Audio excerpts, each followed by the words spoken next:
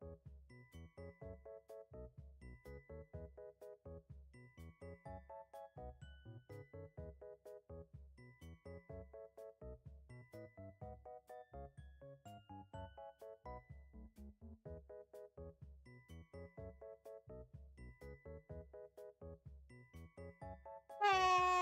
hello, hello, hello, hello, hello, hello, hello, hello, hello, hello, hello, hello, hello, hello, hello. Good morning, good afternoon, good evening, wherever you might be in the world. Welcome in, welcome back. Happy Tuesday, everybody. Hope you're doing good. We're cracking on with the sticker design. I did some work on it yesterday evening after I had a big old nap. I had some lunch and I was feeling better. So I did some work on it and I think we're really close. I've splotted some. This is just still a sketch. But I've splotted some colour on it to give us an impression of where we are right now. And I'm really happy. I'm really happy with what we've got to. I had a bit of a tricky time with the wings. I realised that I'd not really thought about them until until the last minute. I was like, ooh, how do I get them so you can still see them? And they also just kind of work with the rest of the composition, but I think I managed to get them in there okay. But yeah, that's where we're at. So the plan today is to give this a little bit of a tidy up. Basically, well, we're going to get rid of the colour and we're going to let's put little brushes on. Talk about that. Tidy up the sketch layer. Tidy it up. Maybe add some more details. I'm not sure whether, when it's at the final print size, whether that's enough detail. I think we could have a bit more. But yeah, mainly the main job here is to get it ready to go. Let's make that nice and transparent. Is there anything on this layer? No. Okay. Ooh. I really love this brush a lot of the time. And what's my other favourite brush? What is it? Is this pencil one? Pretty thick. So I'm thinking, I'm trying to decide whether I want some like a fun textured line work. Oops. Working on it. Yay! And grabbing that fudge. Well done. Thank you very much. Hold on, let's play around with our brush options a little bit. I don't much like that. Maybe. I feel like I shouldn't go too far outside my usual. Don't we do the crayons? They're mine? No. They're communal snacking. Maybe I like that. Oh. Mean to me. I'm thinking this one. The right thickness. With the stabilizer.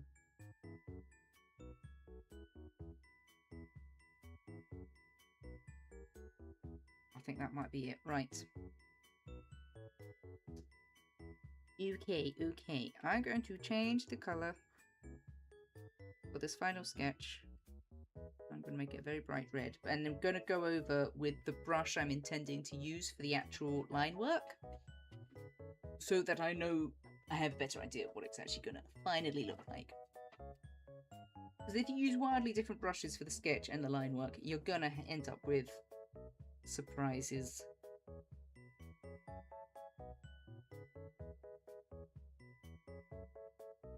Okay. Before I get started, I think I do want to fix some stuff around the neck. I think we actually need there to be a neck. I think, yeah, a little bit of fluff there. That should be okay though. That's the other thought.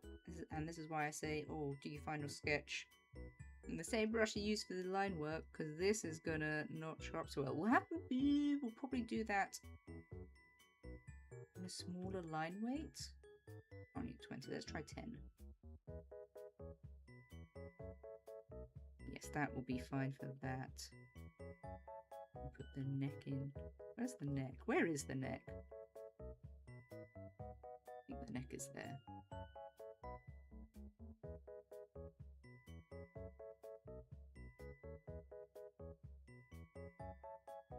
The neck's there. I do have a little necklace. Hold on.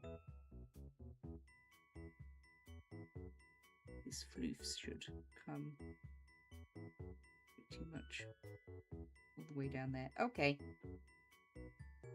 Anything else I need to fix that I can immediately see? I think this back would be more like that.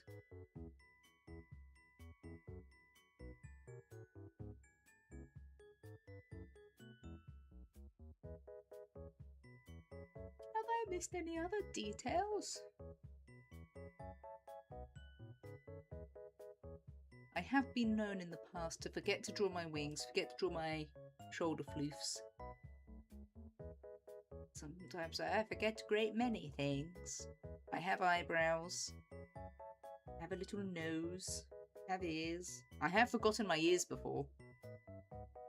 Everything is forgettable. Ooh, I think I wanted to... Yes, the emails. I think I want to change the position of... I think this leg is fine. I'm happy with that. I think I wanted to change this one. So I'm just gonna go over it and then move it around.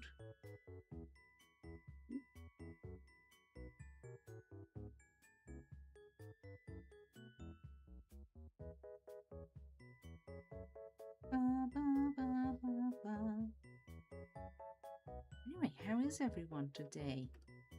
Are we having a good Tuesday? Ooh, heads up. We do have a slight change of schedule this week. I will not be streaming Thursday, and instead I'll be streaming tomorrow. I'm swapping that around. I'm gonna go hang out with some friends.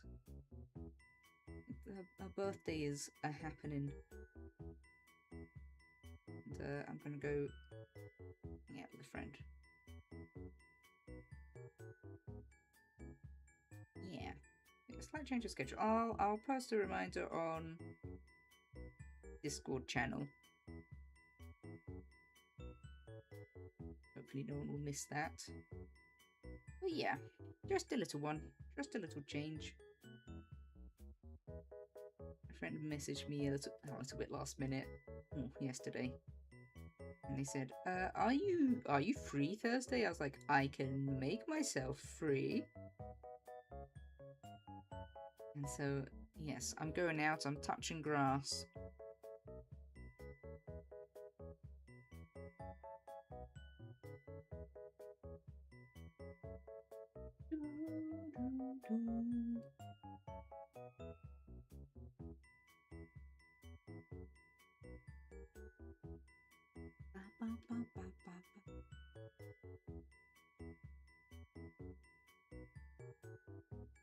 Oh, what else has happened in the last 20 hours?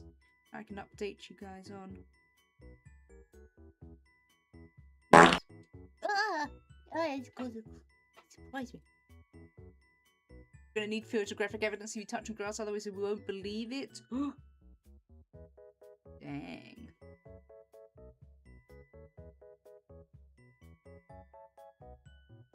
I'm sure I can provide.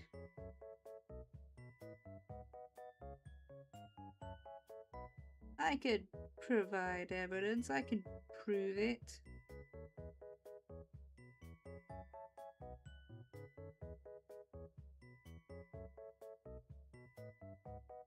I'll show you. I'll show you not believing me.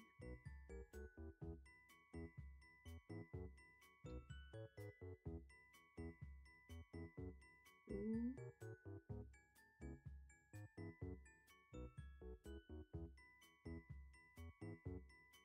Ba-ba-do, ba-ba-bo.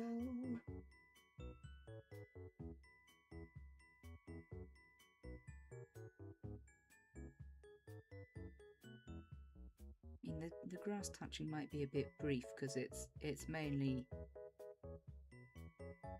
I think we're going to like a gaming store and we're going to play board games there. I think is the plan. There might be D&D. I don't know. I didn't really check. I didn't check what was on the itinerary.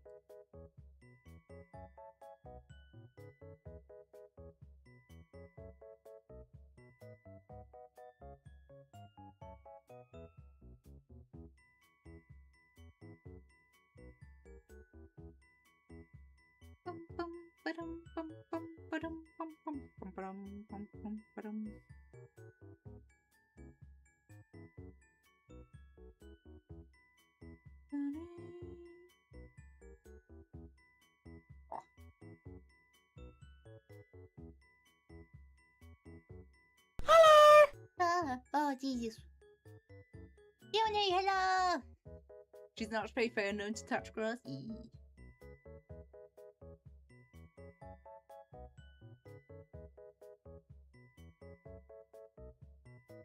Yeah, that's right. I've got my Keone to defend me.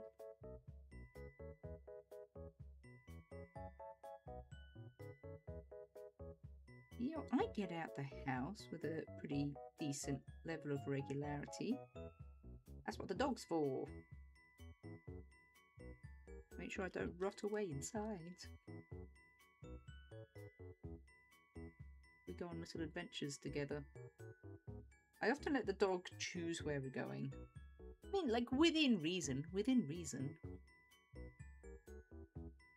You know. She's allowed to choose the generals. Out of sort of the pre-approved places we're okay to go on a walk, the dog is allowed to kind of choose where out of those which direction to go in.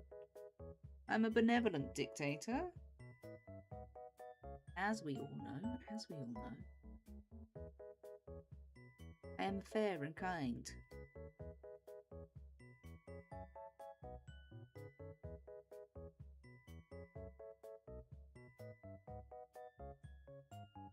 Oh. How you doing, Keone? Always good to see you.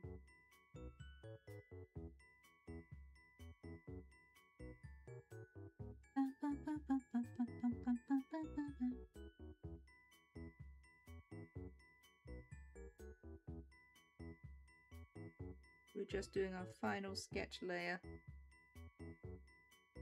And then I'm going to make sure that I like everything. I'm going to go in with the inking and colouring. Benevolent dictator, the war crimes make it real. I think Pal World is telling me something about myself, you know.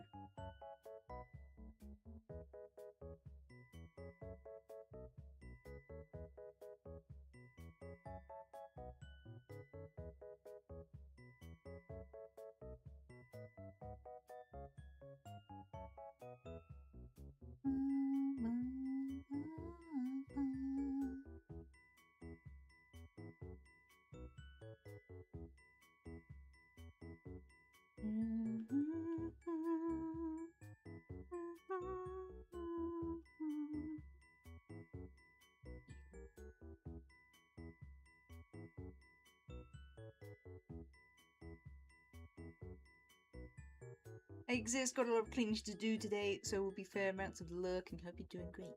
I'm doing good. Oh, you know what is my little shame? I'm really bad at cleaning and tidying. I need to do something. I need to tidy up my office. It's not awful. It could be better, you know.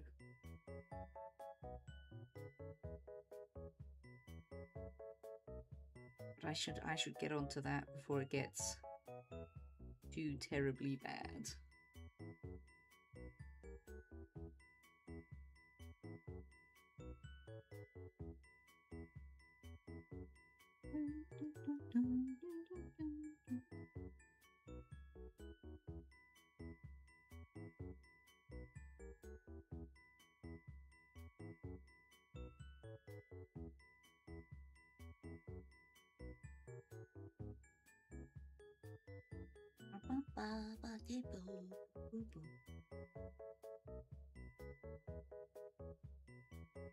What am I looking at? There we go.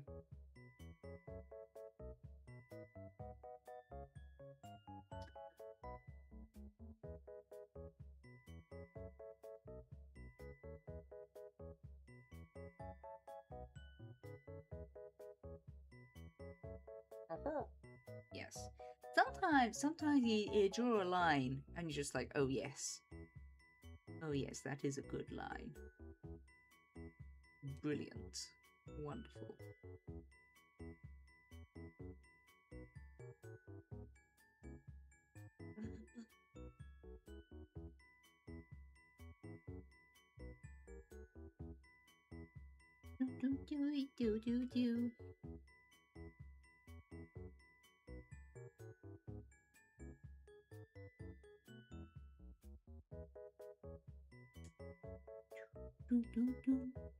Do.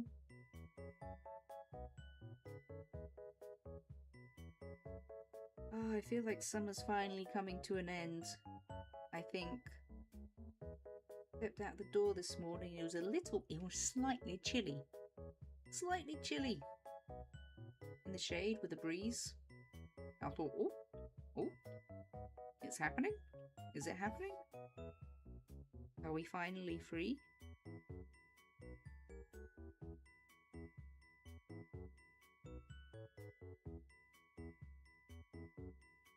Is the hellfire over? Is it done?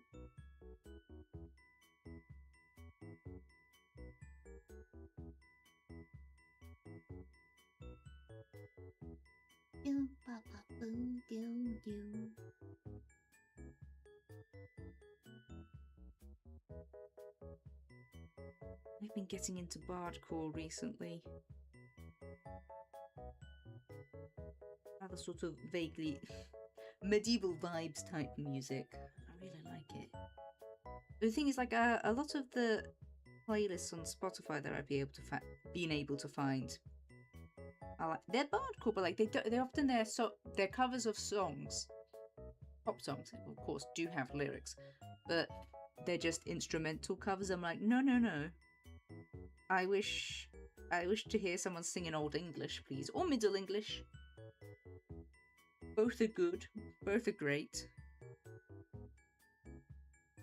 Immaculate vibes.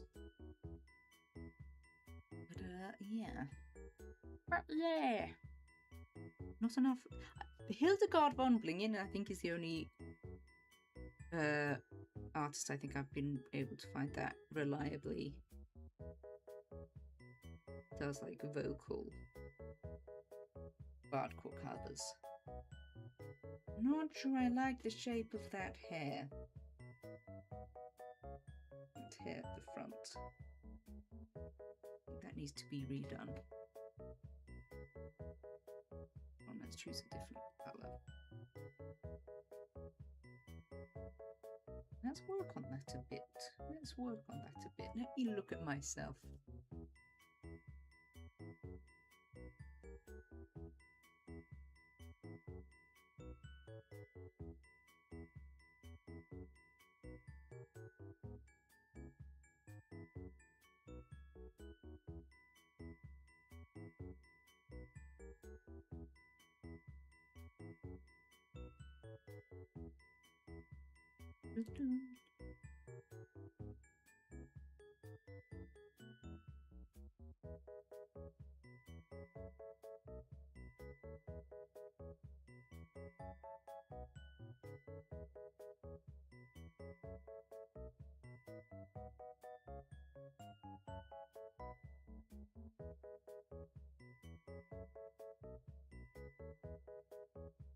That's not what I want.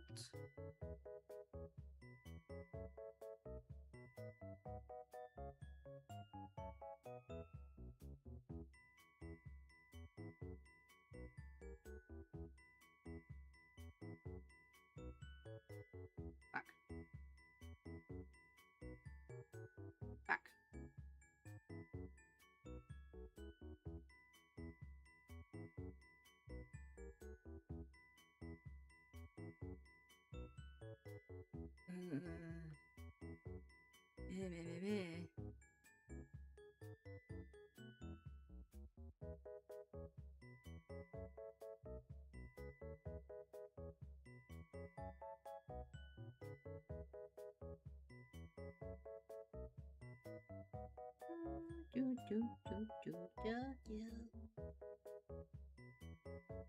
And that's okay. I think that's okay. Possible. Though it. Oh, maybe I hate it all. Oh no. Oh no. Okay, let's leave the fringe alone. We'll leave that alone for a little bit, and we'll come back to it. I sense a struggle. I sense a struggle.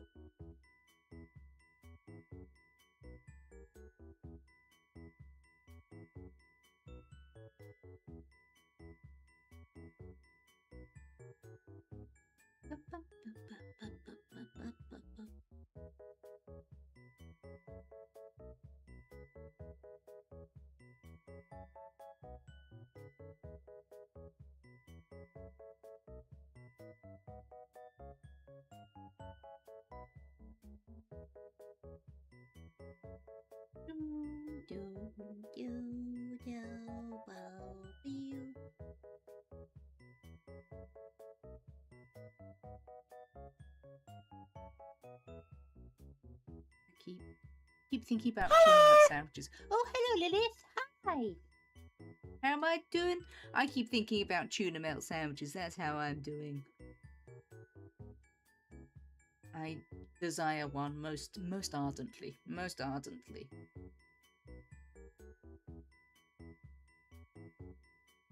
That's where I'm at in life right now. Tuna melt with the cheese. Little tuna and then the cheese, and then you toast it so it's all melty. Melt. Is that the subtitles doing me dirty? Oh, have I once again failed to adequately enunciate?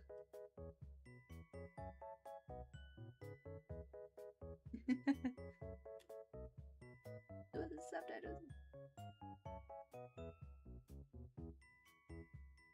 Here's the question: who's in the wrong? Is it me or the subtitles? Are the subtitles actually, in fact, doing a fair and accurate job of transcribing what I'm saying, and it's the miscommunications are coming from the fact that I mumble and I don't enunciate properly and I don't speak clearly enough? Or am I doing fine and then the subtitles are doing things wonky? I do think it is the first one, because part of the reason I got a little plug-in to do some subtitles for us was partly because I am kind of aware that I do sometimes mumble a bit too much, or just generally don't speak as clearly as I should. And I thought, okay, if I have some subtitles, that will be like a nice little reminder to myself to be clear, you know. The subtitles thought you said add quickly instead of adequately. Oh, they got it that time. Oh, they didn't get that. I think it might be a joint effort. Joint effort. It's teamwork that's making the subtitles say weird things.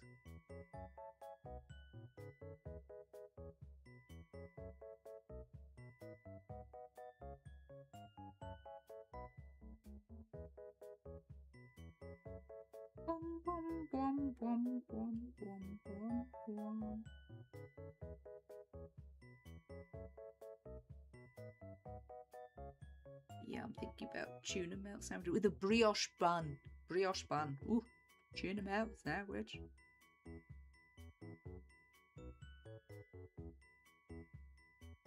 Freaking love tuna.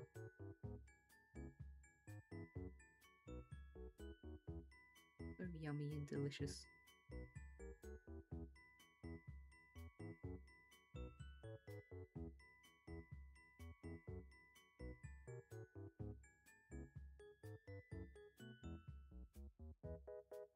Dirty Stream Streak! Woo! Oh, do I want to bring this?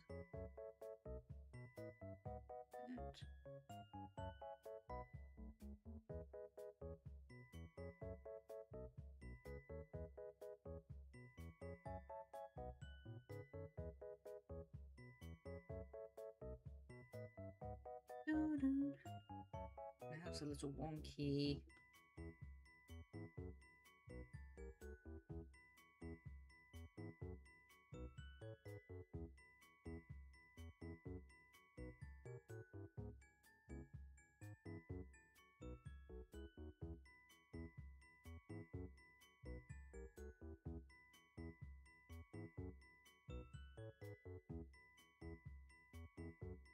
Possible. I'll allow it. Not going to stress about it.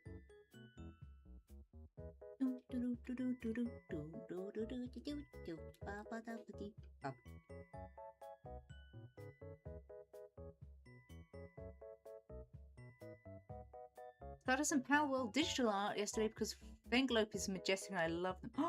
Oh, that's a great idea. I should do some Palworld art. I should choose some favorites. I think I already kind of have some favorites, but some proper favorites. Merge these down. Right, I want to redraw this fringe bit because not loving it. Not loving it. I like the center bit to be more model accurate, so have the little flute piece, but I think I've just drawn the whole thing a bit wonky. Where's the middle of the face? It needs to be shifted.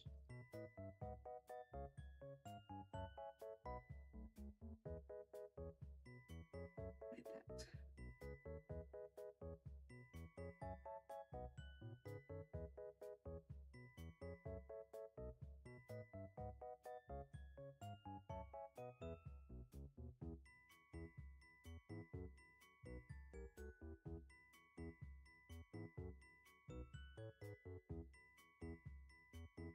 Out there, maybe bring this a bit this way.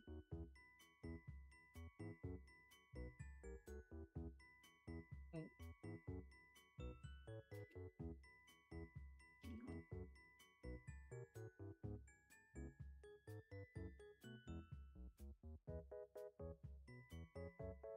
He thinks. Who are the favourite pals? Ooh,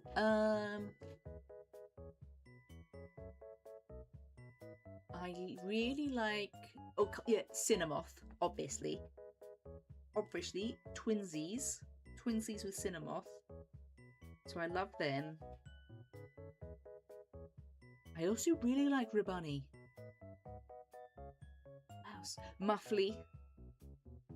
Cinemoth, Ribani, Muffly.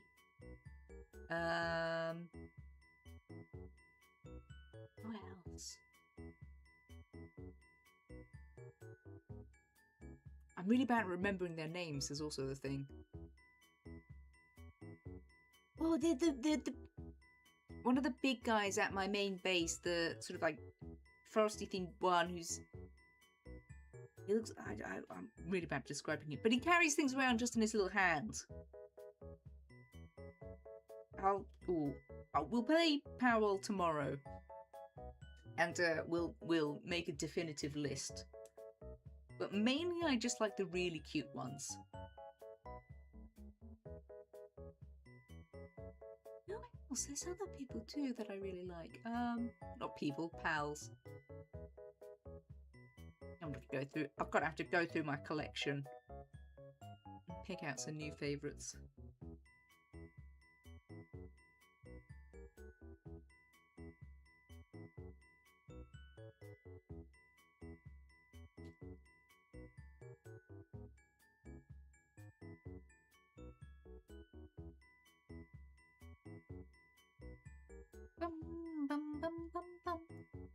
Tomorrow, yes, yeah. I last minute thing has popped up Thursday, so I'm moving Thursday stream till tomorrow. So yes, stream tomorrow, not on Thursday, and then Friday should be at normal. Still at normal time. Still at normal time.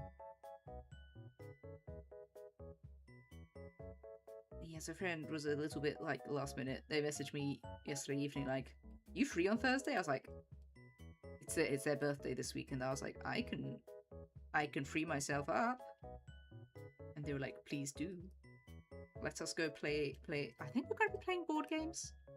We might be playing D&D. We might be doing something a surprise. I'm not bothered. I don't mind what we do. I just want to, hang out with them." But yes, it'll be a tomorrow. It'll be a tomorrow.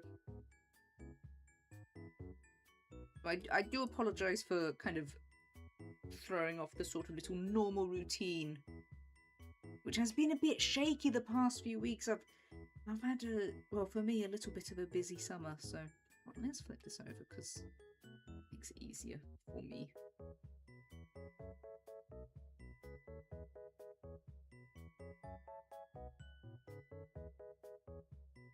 Oh, hold on. Is it easier for me? Doing here.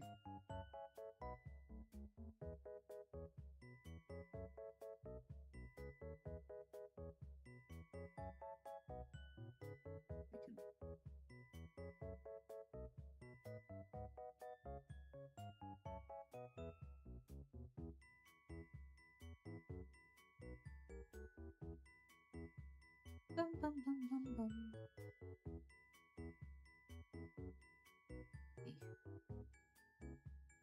Alright, sorry, I'm thinking.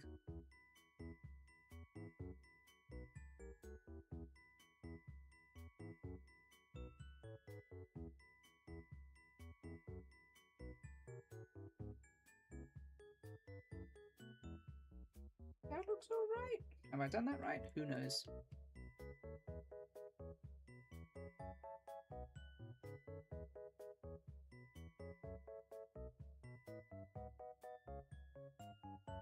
Back over actually.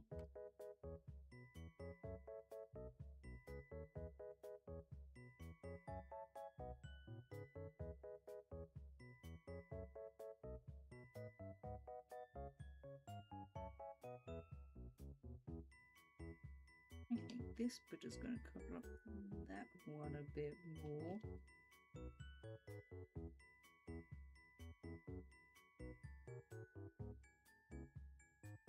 I'm also going to have to redraw these eyebrows.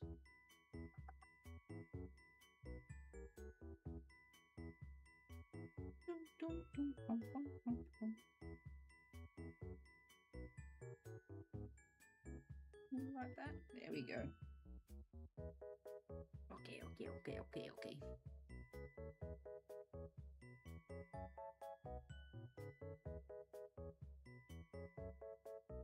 Back on track. Yes, tomorrow, Power World. Power World, our beloved.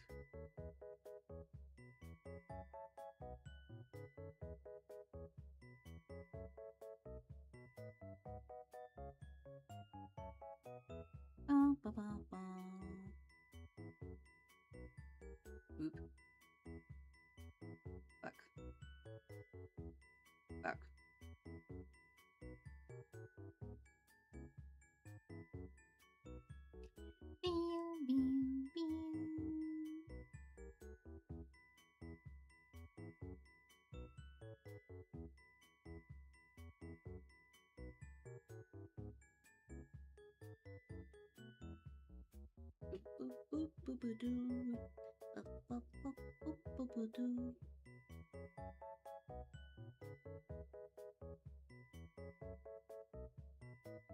That's not fun the way that looks now.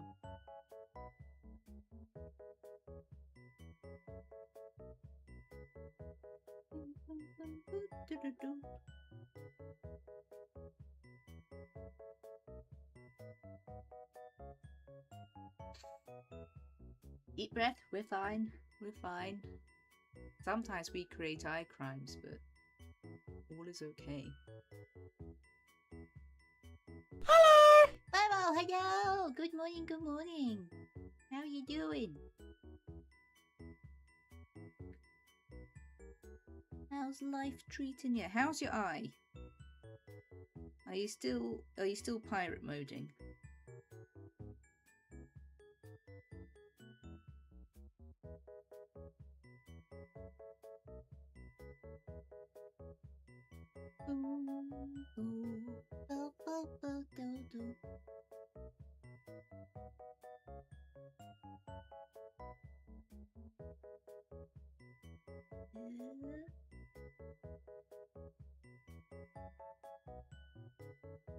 Okay, I think I'm happy with that.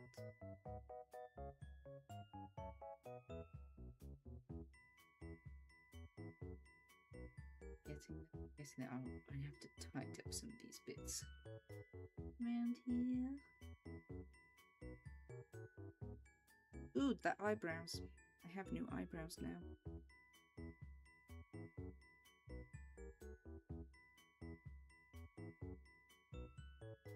Gonna get an eye patch today. Nice!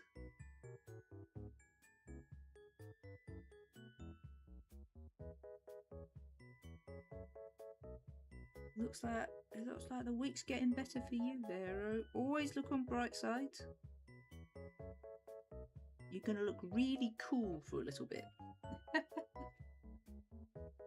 What are the favourite pals? Iceland, Venusa, Lulu, Petalia. I do like Petalia, she's quite pretty. Carnivora, Mycora, Solène, Bellanoir, Sekhmet, Frostprune, Muffly. I would love to find a Muffly in a different colourway. Because he's a little icy frosty chappy. He's blue. Hello! Slipknot guy, hello, hi, how you doing? Welcome in. Welcome in. We're chatting about our favourite Pal World pals. I'm drawing a little, what I'm gonna make into a sticker. A sticker to give out when I go to a con later this year. How are you doing? Welcome in. I'm getting it to reduce the strain and help with dull vision. Oh, yeah. I have heard that sometimes eye patches are deployed partly to protect, sometimes it's to protect the eye itself from physical harm, like debris getting in there or whatever, like irritating it, and then sometimes it's just like basically to make the eye rest. It's very difficult to rest an eye. So if you put a patch over it, it's like, oh, it's not, it's like a bird. It's like, oh, it's dark. It's dark, it's nighttime. Okay, I've got to have a little sleep. We're okay, just feeling a bit exhausted, but I'm vibing. Got a show I'm working at on Thursday that's 75% sold out. Nice, congratulations. That's pretty freaking cool. I'm assuming between you got a show and the username, are you in a band or do you work with bands? Yes, because we have a friend of the channel who works as like a tour manager for little punk rock bands. They've just come back from a Euro tour. Whoop! Your punk rock. Doing cool things.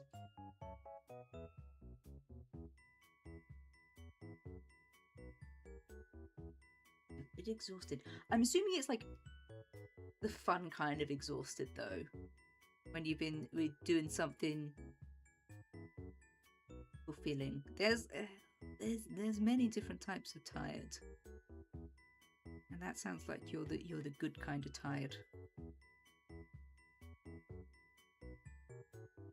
Tired and tuck it out from good things and good times. These eyes are not even. I work with bands. This Thursday I'm working with emo pop punk post-hardcore bands. Ooh, hold on. Then you might be quite interested in punk rock. Actually, let me do a shout out. Punk rock works, as I said, works as their day job is tour managing. Fuck.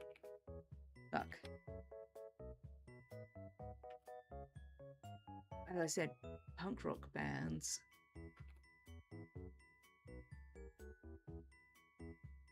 Is this username Punk Brock? Is it Punk Brock VT? Hold on. Hold on. Let me find him. No, because I think you'll find him cool.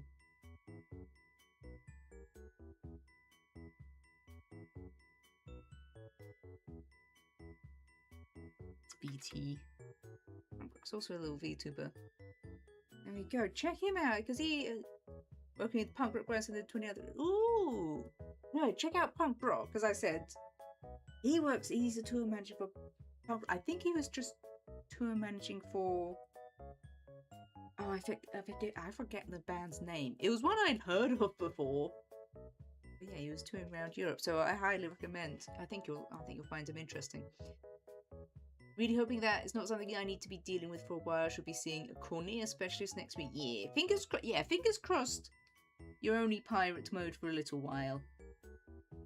And not forever.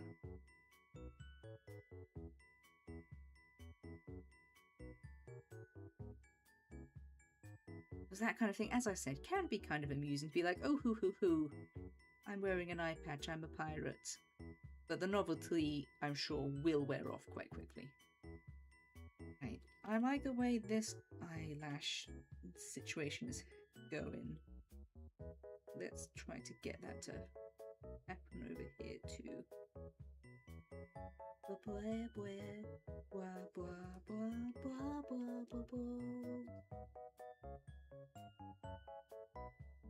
Fuck.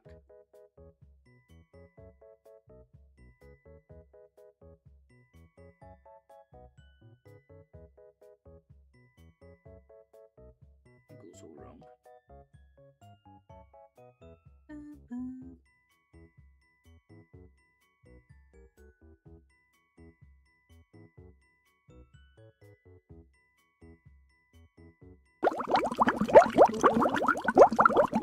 Oh, speak of the devil! Punk Brock, thank you for checking out. You catching your bubbles. We were just talking to Slipknot Guy 1995, who apparently also works with bands. And I said he might find you quite interesting. But I hope you're having a good day, Punk Brock. Hope you're having a good day. What am I doing here?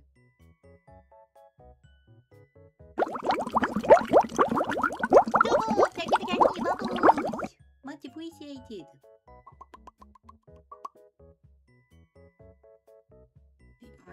The eyes are not. I think they're barely sisters. Quite interesting is probably a stretch, but I think you're quite interesting. I don't give out compliments that I don't believe. I'll tell you that much. Let's flip this.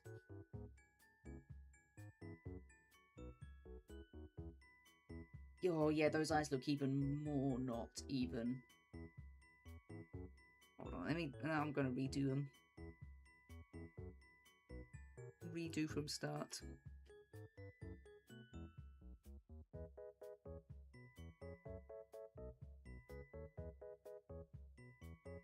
Let's redo them. I'm gonna flip it back the other way because that's a more comfortable angle for my hand.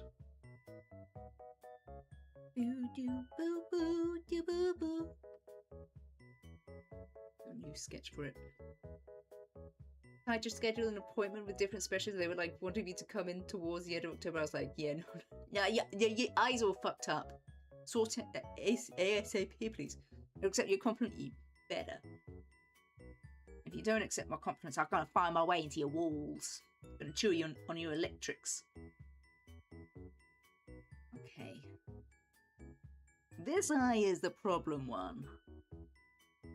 I like what this one is doing fine. Let's see if I can do a little cheeky copy, flip and paste.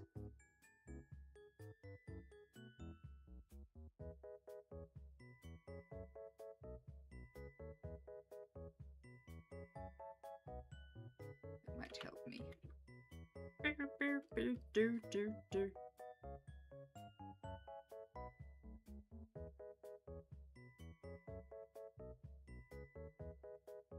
pretty much the same eye.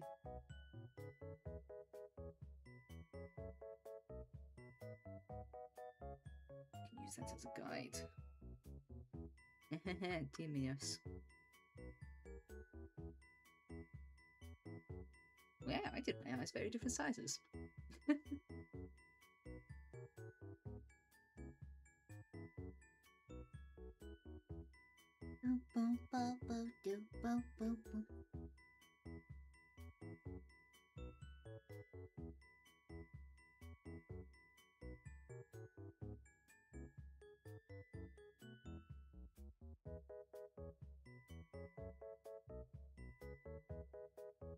Okay, let's try this again.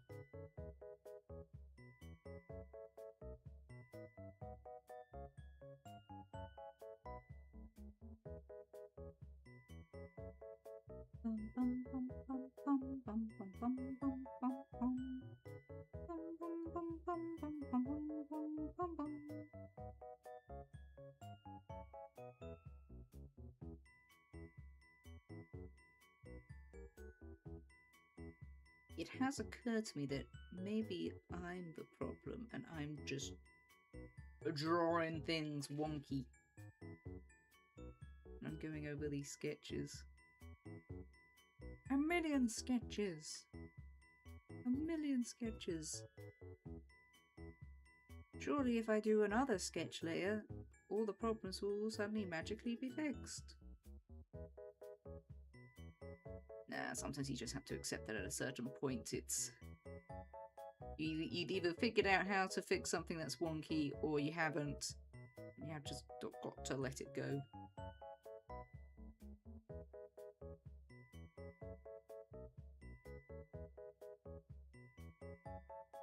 Let's flip that. Do those eyes look even?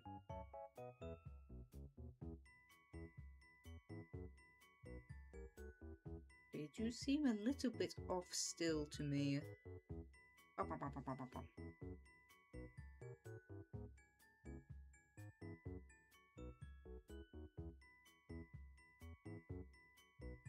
Grab you. You're being yoinked.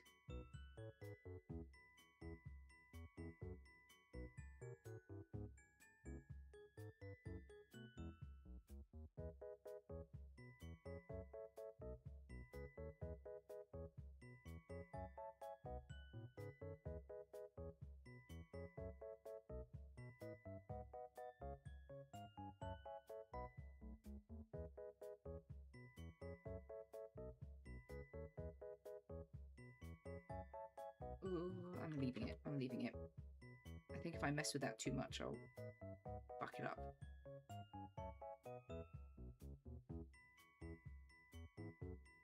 Boom, boom, boom.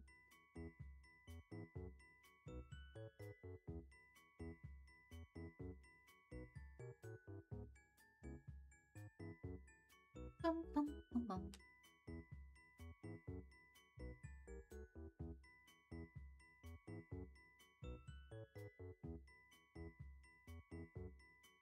Okay, and a happy spin. Do I like the math like that?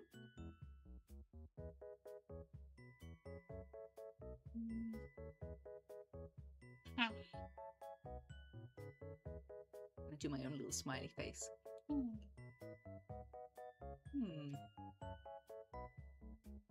Let me get myself up on my big screen. My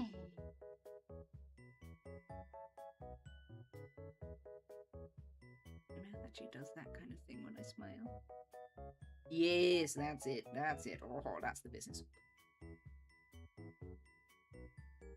Little tongue. Might be a bit too small to add the teeth in too. Oops.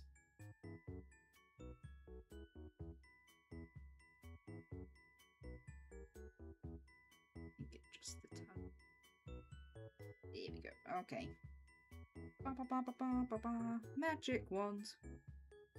A little magic wand.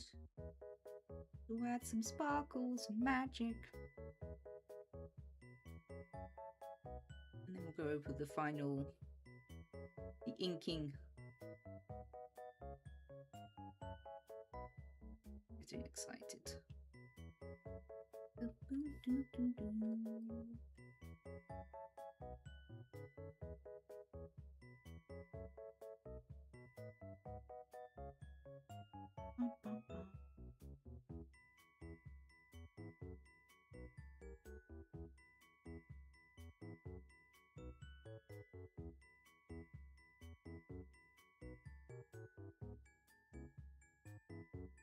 wonky is that? Ooh, a bit too wonky.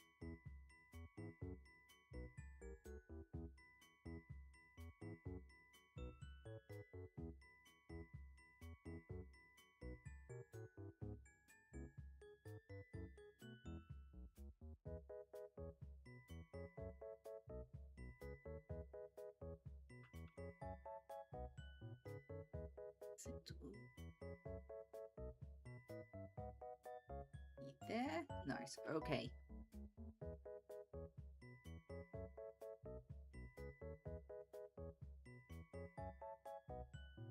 Have I forgotten anything or missed a big detail?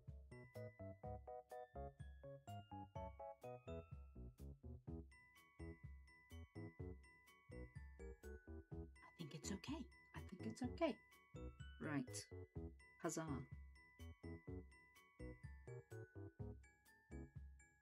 Hold on. Moment of doubt. Nah, we're okay. We're okay. We're okay. Merge those together.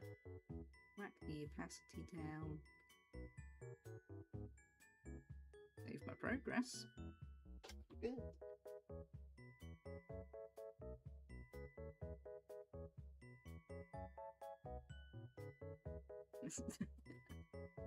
Sorry, I was just asked if I wanted lunch by the quiet little creature that skulks around my house. The one that isn't the dog.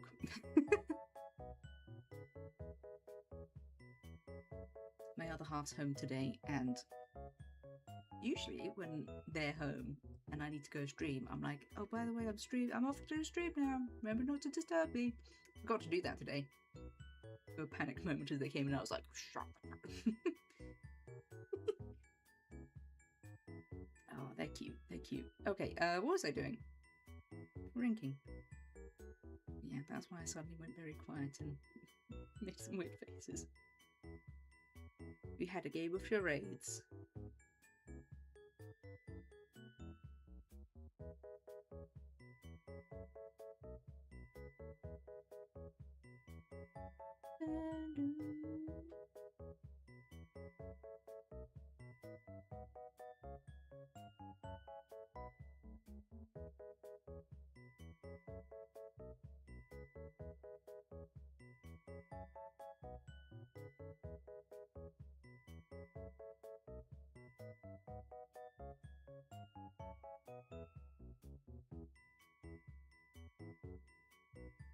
Yes, yes.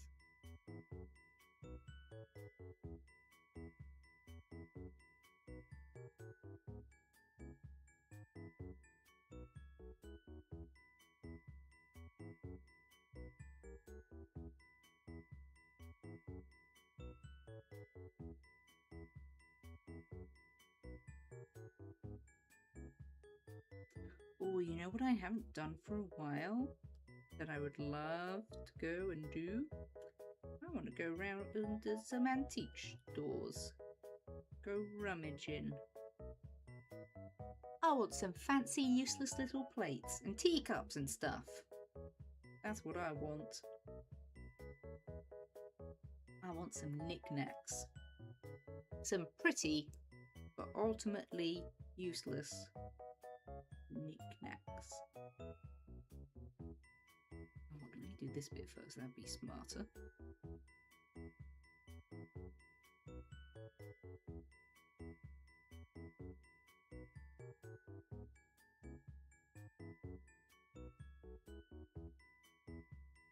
Because I said I went out over the weekend, I had afternoon tea for the first time to this sweet little place.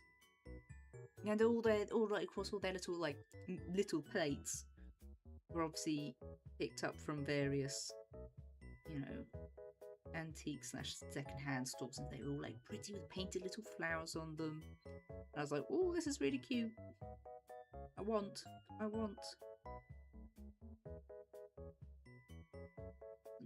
Now I have a mighty need to go around an antique store and pick up stuff I don't need. You know what I love getting out of antique stores? I love picking up linens, like tablecloths.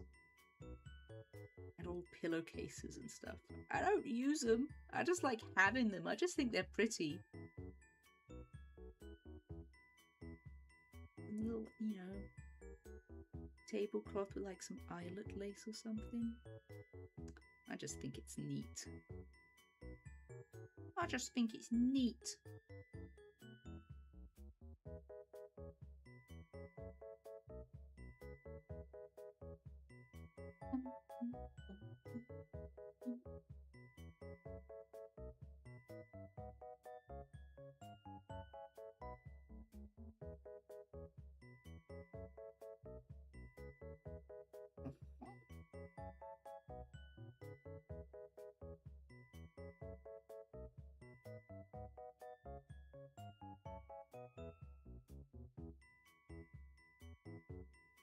Yes, there we go. Oh, that's also something I learned over the weekend. I thought I'd missed MCM Expo because I saw it was on like beginning of August, like MCM Birmingham. And then I was talking to my friend. I was like, "Oh yeah, it's a pity we missed it this year."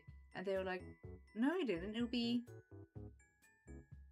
They were like, "No, it's They have like a summer one and a autumn one." I was like, "Oh, okay."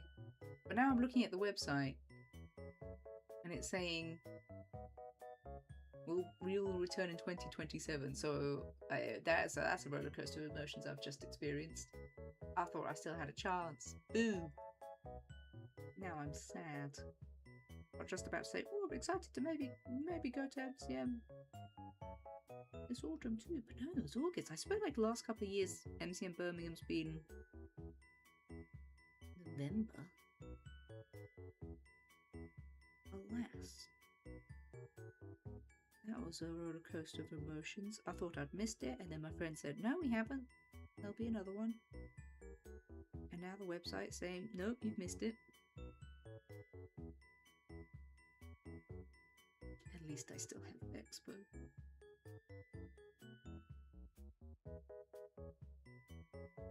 They moved the October one to August this year. Yeah, that's what I thought had happened initially. I didn't realize they had done that until I saw Nietzsche EXE posting about going to Birmingham MCM. Back at sort of, what was it? It was like the first weekend of August, first or second. And I thought, oh crumbs! It didn't even occur to me to like check. I just assumed it would be November or October, November, autumn time every year. It didn't even occur to me to earlier on in the year to check. So yeah, I found out about that. I was like, oh no, I've missed it. Oh, that's a bit unfortunate. Then, as I said, this weekend when I was at the Hindu, I was talking to a friend that I normally go with. I said, I mentioned missing it, and they were like, "What?" And I was like, "Yeah, it was August." And I said, "Oh, I didn't notice until it already come and gone." But yeah, August this year, and they were like, "No, they do like a summer one and an autumn day. They do like a summer day and an autumn day." I was like, "Oh, do they? Oh, I didn't know that." I just believed them, but I think they were mistaken.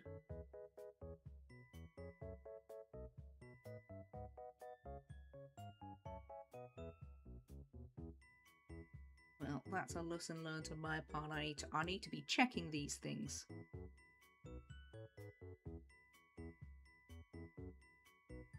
Egg on my face.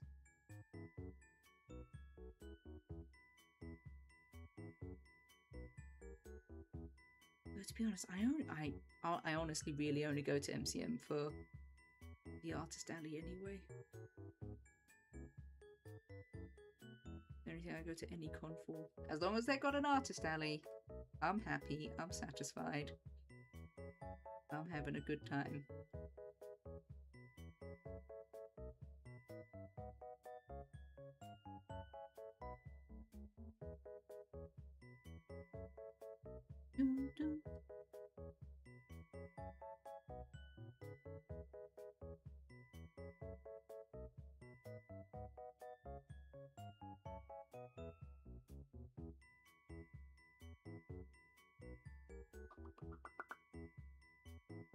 Bum, bum, bum.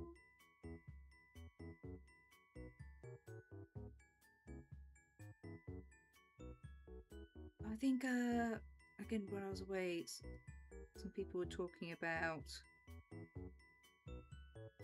Gaming Con? One that's like targeted a bit more towards like tabletop games in general. Like Warhammer and, oh, what was it called? They were talking about, it was like called like Trench Crusades or something like that. Where the game is based in like a alternate history where during the Crusades they accidentally open up a portal to hell, and then the game is just basically about fighting the legions of hell, the forces of evil. And so it's a crusade, but it's also World War One, so there's like trenches and guns. And all the different sort of factions you can play as are actually like the different countries. And apparently Ireland's faction, the boys, they're lads, just go to fight the legions of hell with like longswords. And I was like, ooh, okay. Interesting. Do tell me more.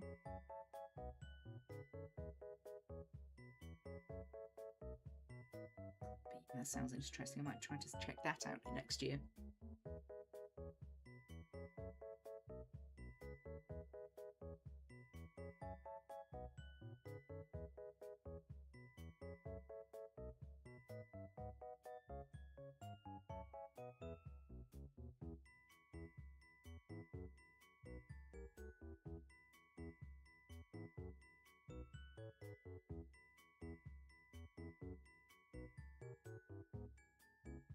My fingies look weird.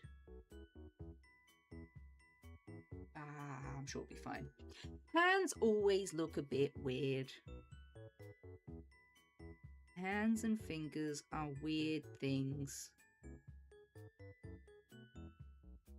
They're freaky looking at the best of times. They always look wrong. They always look wrong.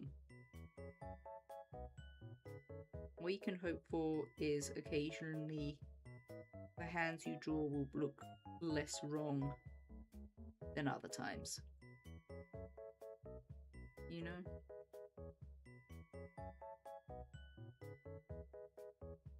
Everything always be looking freaky. Humanoids are weird, freaky little bipeds. Don't stress about it. We don't stress about it.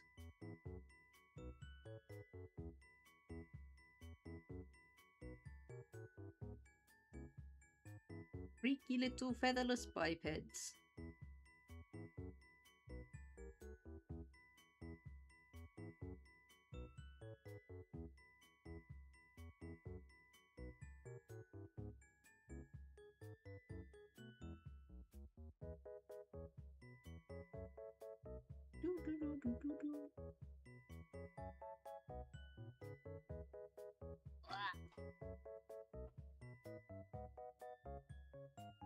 I'm trying to remember to sit properly in my seat and like have good posture, question mark? Don't pretzel up too much.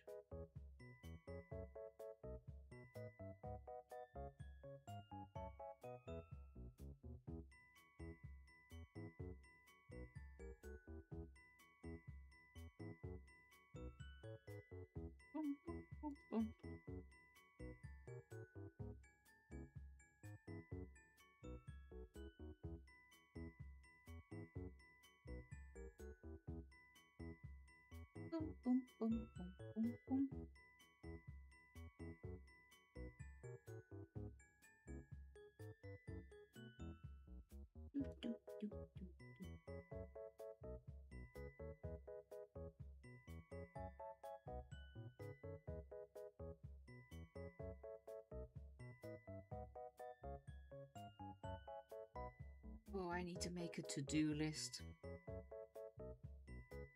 I think I need to make... I still have a dress I need to make in time for Vexpo. Otherwise, I'll have nothing to wear. Nothing. Not a stitch. A lie. I do own clothes, but I would like to wear a cute little dress that I've made myself. I would like to look cuteness. And I think I need to make a to-do list of the steps I need to get through to make that. Because I don't have a pattern for it. I need to pattern it myself. Which I kind of started doing a couple of weeks ago, and then I put it down because I got distracted with other things. Need to crack on with that project. Because I think I literally have like 3 weeks? 3? 4? Like 3.5. I think I have 3.5 weeks to do this. So yeah. So I need to pull my thumb out my arse. I mean, I can do it. It's easy. It's not going to have sleeves. That's the important thing. I don't have to set sleeves in. It's going to be a little like pinafore style dress.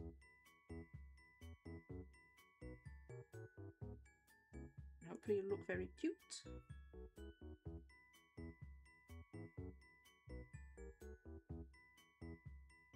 Be happy, and I will wear my frilly little bloomers and my petticoats. My petticoats!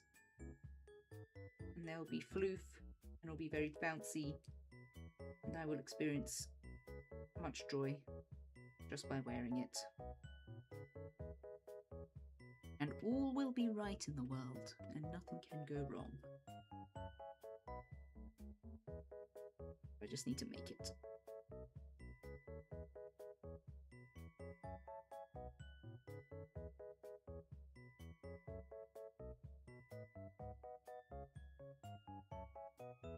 Just trying to say that out loud to hold myself accountable.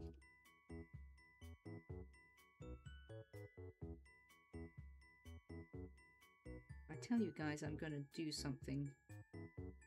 I do feel like I really must do it.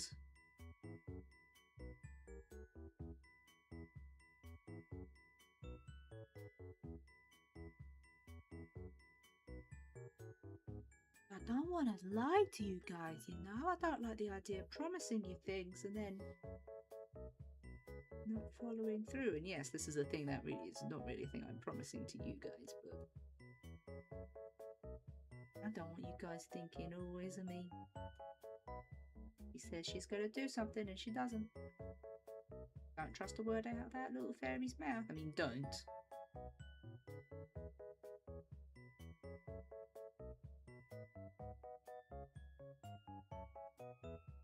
But I would like to be the kind of person where if I say I'm going to do something, you can trust that I will.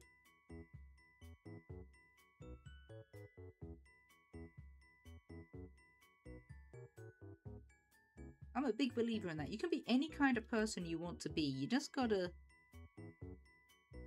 do the work of doing the things the kind of person you want to be does. You get what I mean? Do you want to be the kind of person who wakes up with the sunrise and goes on a 5-kilometer jog? Then set an alarm, put on your running shoes, get out there. Are you going to be doing 5 kilometers straight off the bat? No. But you are going to be someone who has dragged themselves out of the bed in the morning and is running. And that's most of the way there. I mean, you know, who's going to actually check you did the full 5k? Eventually you're going to realise that you're the one that cares the most about it, and you will be motivated to do it for yourself, you know?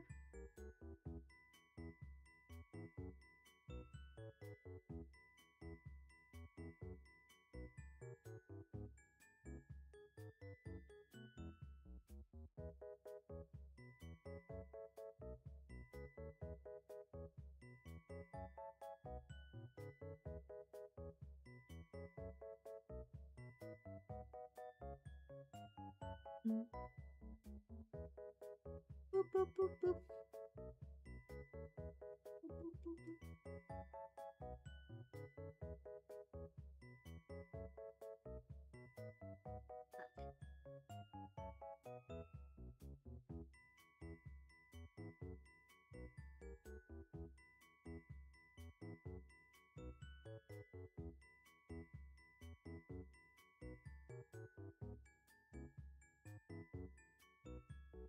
Ooh, is anyone reading any good books at the minute? Because I'm trying to get back into reading. I used to read a lot as a child and a teenager, and then I kind of fell off on it. And I'd like to get back into books. So if anyone has any recommendations, something I don't think I necessarily need an easy read, but you know, something but if you had to recommend a book to someone who's like, it's like, I forgot how to read, I need to learn again.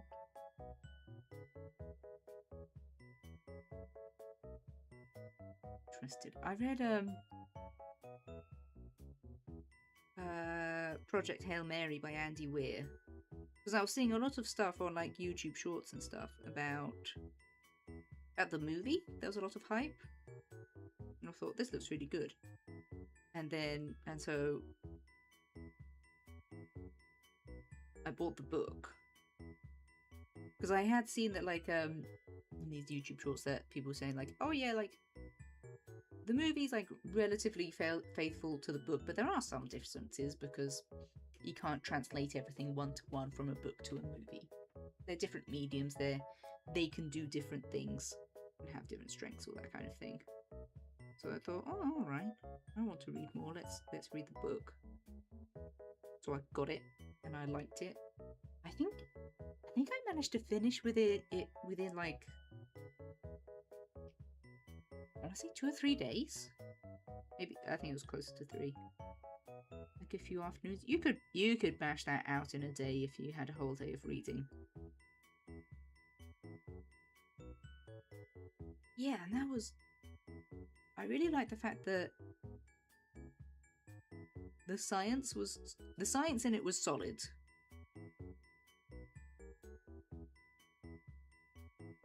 But it felt very like approachable and accessible.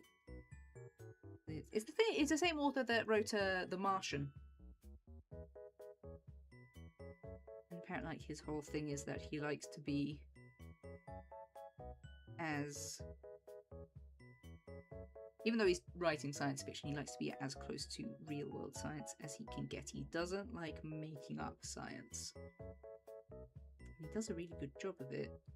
And it's very, very compelling. And he's also very good at, I thought, at least in Project Hail Mary, very good at explaining the sciencey bits. Not necessarily in the way that I was like, oh, I understand space travel now, type of thing, but more in the way of like, oh, I get the gist of like the task they're trying to complete and the challenges they are facing and the sort of the stakes of it.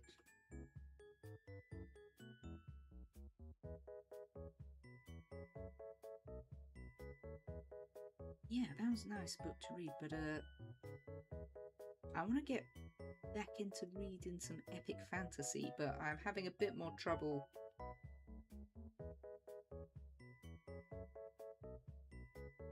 finding something I like with that. I try looking on Amazon, and a lot of it is romantasy, which I don't necessarily have a problem with. It's just like not what I want to read right now. I like a little bit of kissing in my fantasy books. Ooh, kisses. Kiss, fall in love. But I'm wary of books where it's the main situation.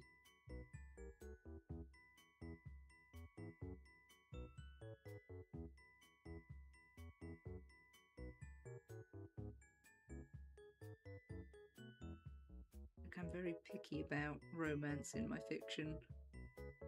A lot of the time, maybe it's just because I'm a cynic. Maybe it's just because I'm full of hate and bitterness, but sometimes if I'm reading a romantic bit or like I'm watching a TV show or something or a movie and there's a romance situation happening, I'm that person who's just like, they're being silly, they're being ridiculous, this is stupid. Ugh, why do you like them? Ugh, they're awful. Yeah, I'm just... I'm the biggest hater when it comes to romance plots. I'm very difficult to please. So yeah, I don't. Yeah. It's also like the romantasy is everywhere. I don't like the portmanteau. I find that when I don't want like a romantasy, I want a fantasy book that maybe has some romance in it, or even maybe it has a lot of romance in it. I think it kind of is a bit reductive.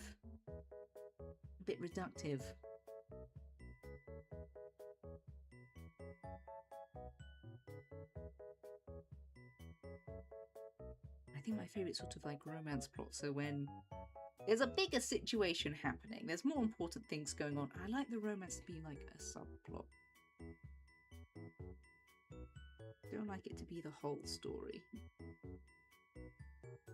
Yes, but because of the popularity of fantasy romance right now, I'm finding it difficult to find a fantasy that... I do want some romance in the fantasy I'm reading, I'm just don't want it to be like the main thing, and I'm struggling to find something that meets those specifications for myself. I have wishlisted a few books that have caught my eye. I think it's going to be. I think my Christmas list is going to be a lot of books this year.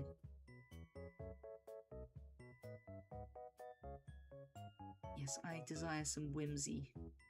I desire whimsy and dragons and unicorns. And the old white knight upon a noble steed. I'd quite like a little bit of a white knight on a noble steed. I fancy that. Being all dashing and brave.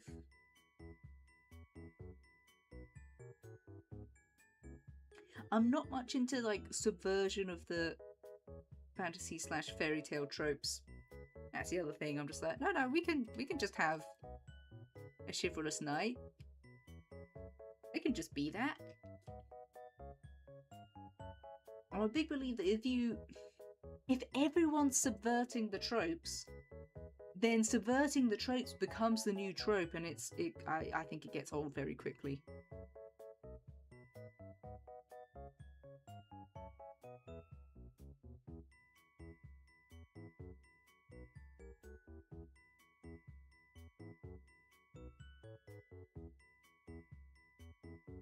Does my nose look right?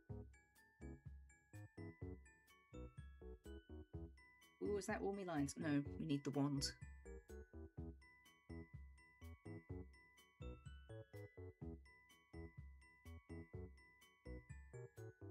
Ooh, here's a thought. Do I do the Star of the Wand outlined in black like the rest of it?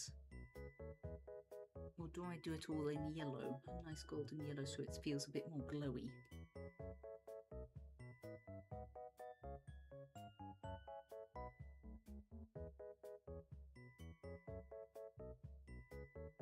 I think it'll be clearer what it is meant to be if it has a nice strong outline. Because I don't know what kind of background I'm going to put behind this. Subvert everything.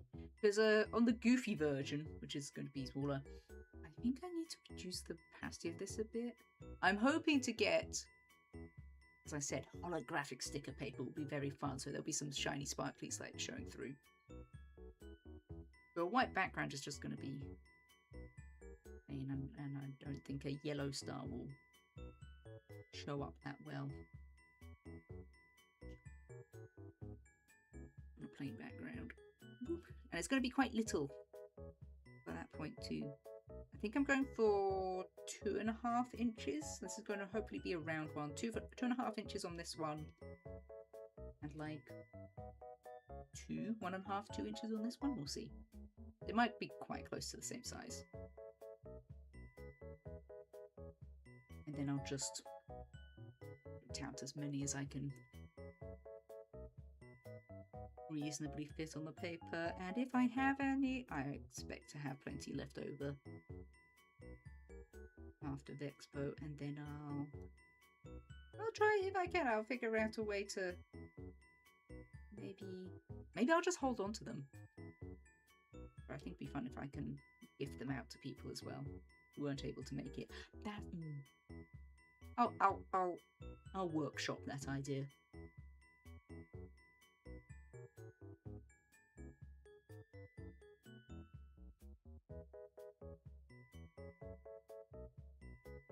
I missed anything? I don't think so.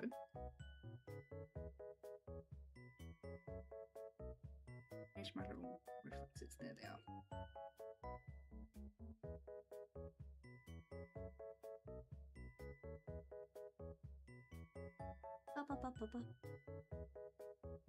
I need to make a character reference sheet. I don't have a proper one by any means. I should do that. That's on the to-do list. It's a bit far down though.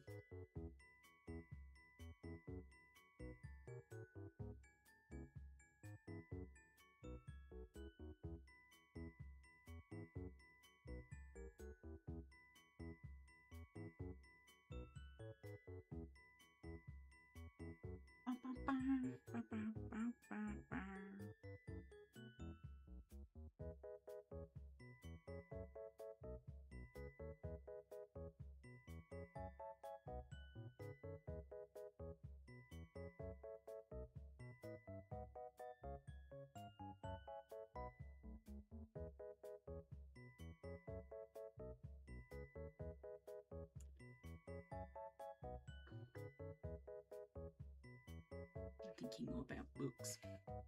Thinking more about books. Oh yeah, the other problem I have with like finding fantasy books to read is usually they are in series. I don't feel like there's a lot in the way of. Oh, hold on, I just noticed some overlapping. Where the meat? Where is it? There they are.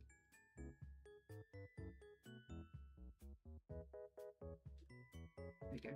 Okay. What was I saying? Yeah, like they're all in series. I'm like, I'm not sure I'm ready to like go all in on a fantasy series just yet. I would like some like. No, I like epic fantasy, but they always turn into trilogies or more. If you want to read epic fantasy, you have to be ready to read a trilogy. It's 3 books. I think once I came across a duology, just 2 books in a series. I was like, oh, that's interesting. Everyone seems to go for a trilogy. Or there's no between. You write 3 books in a fantasy series or like 7. And then it's just, and then 20 something. That seems to be like the go-to number of books for fantasy authors to write. In a series in a continuing story. I'm like, I'm not quite prepared for that commitment yet. Because I've been out of the reading loop for so long. I would prefer to just kind of dip my toes back in, try a few standalone stories to kind of remind myself, refamiliarize with myself with what kind of things I like try them out, be like, oh, so I know better what to look for when I'm then looking into finding a long-term series to commit to. Feels caught out because of my ideas. No, here's the things, like, because part of the reason I also want to be reading more fantasy is because reading more fantasy is because I want to write some fantasy, and I'm like, I should probably read some. Refamiliarize myself. Morning, Joe. Thank you for catching your bubbles. Hope you're having a good day today. And I'm also in things like, I understand why fantasy series are 3 to 30 books long. It's good. Like, you've created the whole world, and there's a lot to get through. You don't like, yeah, Tolkien did not come up with the entirety of Middle Earth and come up with several languages and all this mythology and folklore in the world to then write a novella the length of Mice and Men. You know, you've come up with all that thinking. You might as well go for it. Yeah, I need to ease myself back in. I'm not jumping in at the deep end with you. You know, as I said, a 7-book series. Wow, I think I did find a book series that's like 4 books long, and it's called, what was it called? The titles are like Paladin's Grace, it's something along like Paladin's Grace, Paladin's Truth, Paladin something, something to that effect. I really like the look of it. It feels a lot more sort of, feels like a comfortable entry point, and I don't think any of the books are particularly long. Like, it's a 4-book series, but I think they're all novel length, not epic novel length. So I'm interested.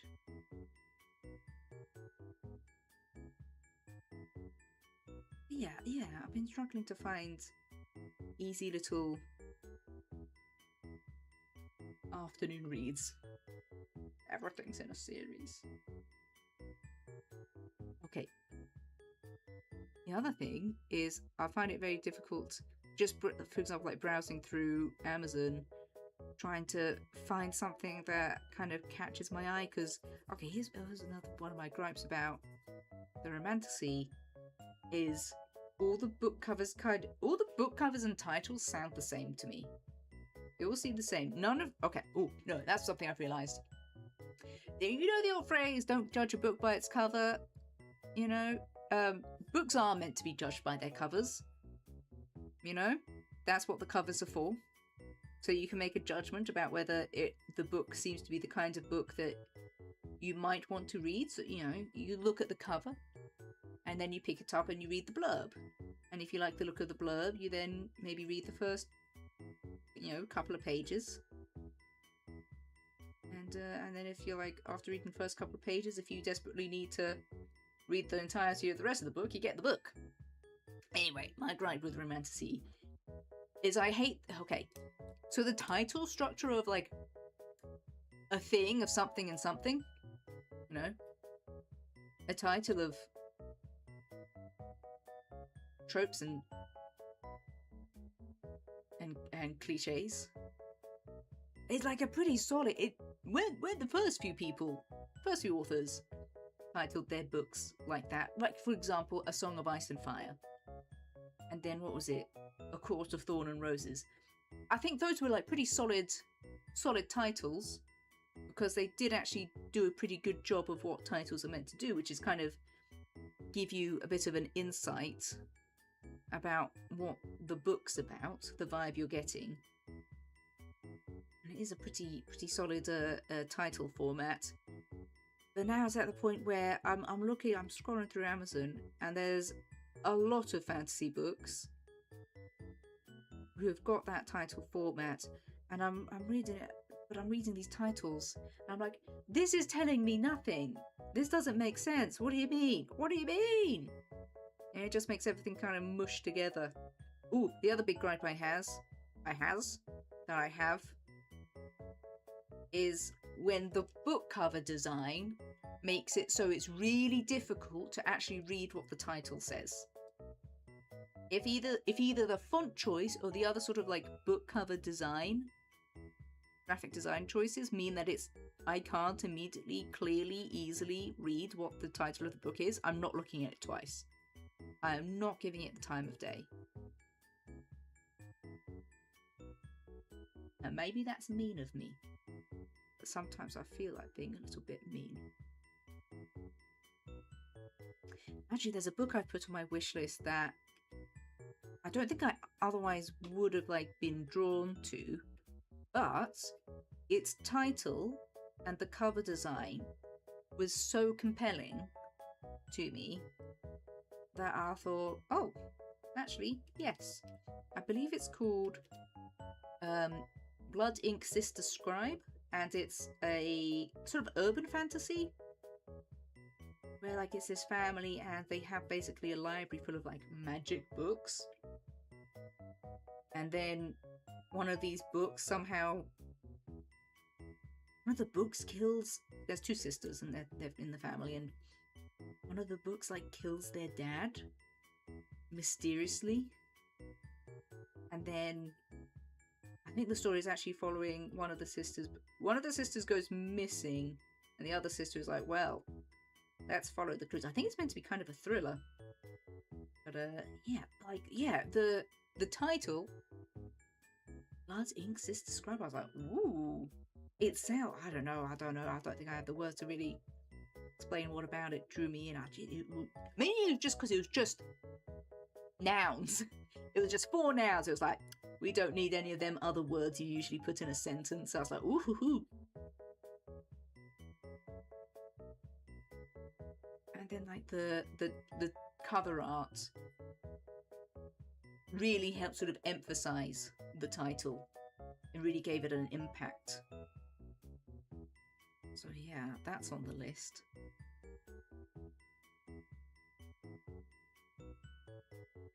Yeah, so many of these other sort of like fantasy titles, often the romance fantasy titles, they just blend together. They all kind of look the same. They all kind of have the same vibe to their covers. And to be fair, that's probably is the people in charge of making these covers are probably aware of that, and it is intentional. So that people who are after just some romantasy can easily recognize, like, oh, this is the thing. You know, pick it up off the shelf. Yeah, it's not quite what I'm looking for. I want a bit more whimsy. I want whimsy and dragons and unicorns. Or other sort of mystical, magical creatures.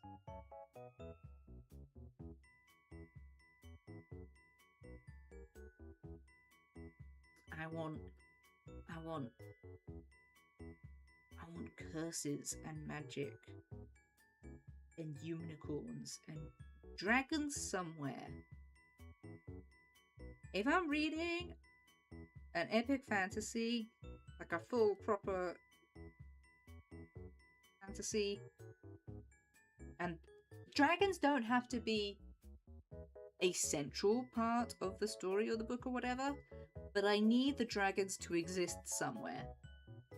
Otherwise, I'm going to be like, or like dragons, or like a suitable dragon equivalent. Like if someone's fantasy world is basically just like medieval Europe, but there's a wizard allegedly somewhere, or there is some magic, I'm like, come on, there has to have like a griffin. Dragons, unicorns, griffins, a hippogriff, elves, goblins, gremlins, trolls under a bridge. Come on now.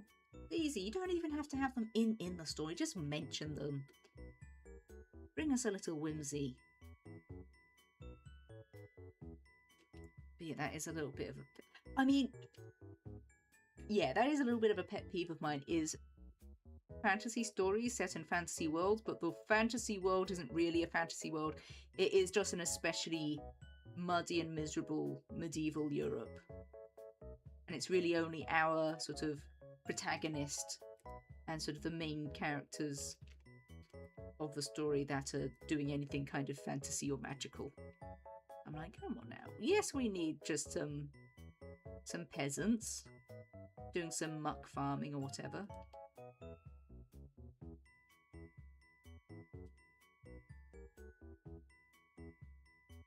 I think the Witcher series does it quite good. I mean, I've only played the games. I have played all the games. I forgot about that. I played all the games. I think that world does it really well. Like, most of the peasants are just like normal muck peasants from medieval Europe equivalents. But like, the magic and the fantasy is very much a very real and present part of their world. Because they keep having problems with monsters. Monsters are a very real threat. That's what the whole books and game series is about. So I quite like that. I quite like that a lot. And we do see a dragon. We do see a dragon. There is a dragon. Is it just in the second game? I think there's a dragon at the beginning of the second game and then it makes a return at the end. Was there a dragon in the first game? I don't think there was there? I think it was just the second.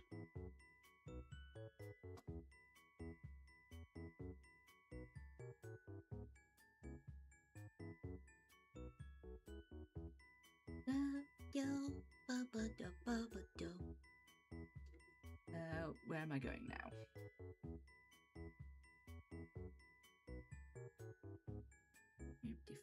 Oops. I'm trying to think what kind of magical fantasy creature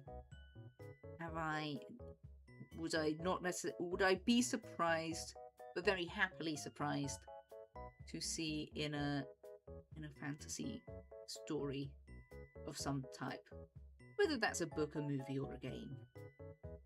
You'll think. What do I think is like a rare pull?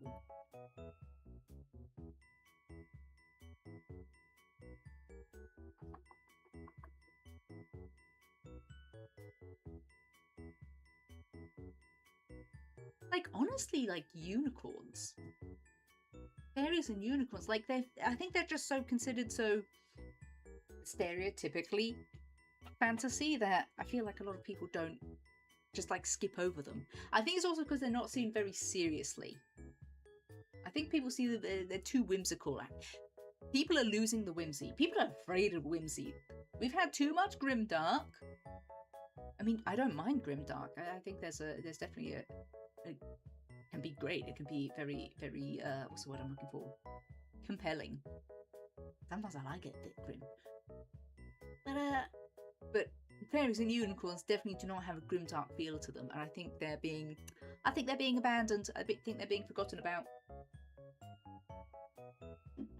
And I would encourage people to give them another chance.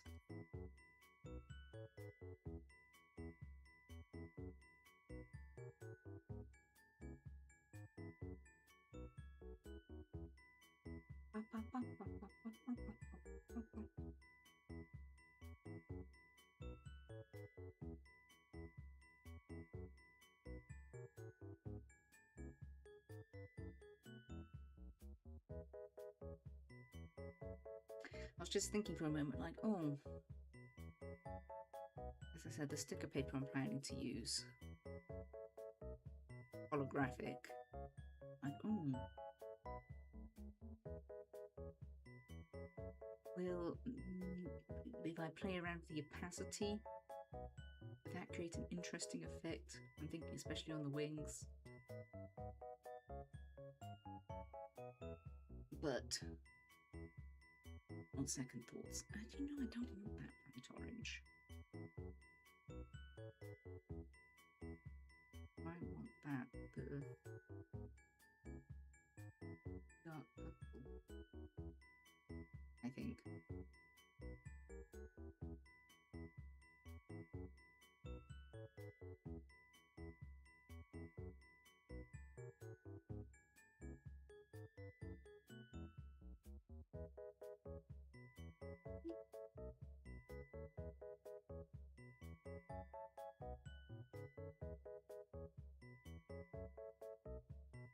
Okay.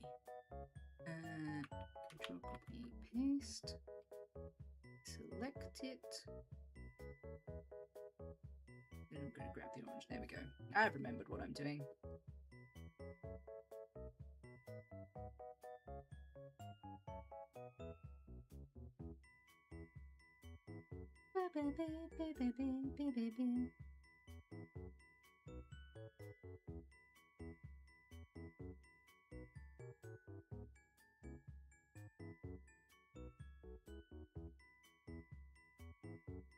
Do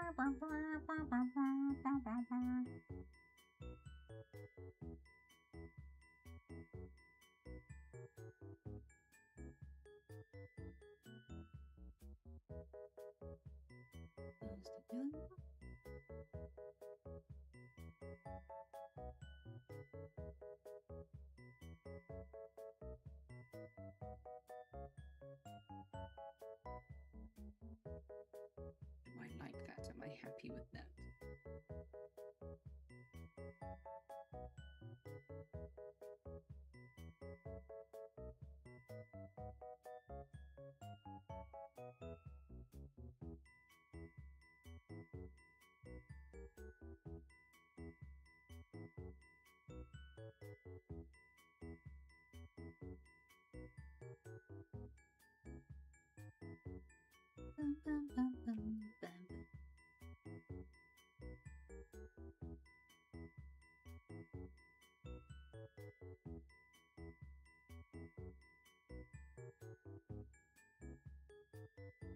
Yes, I like it. I like it.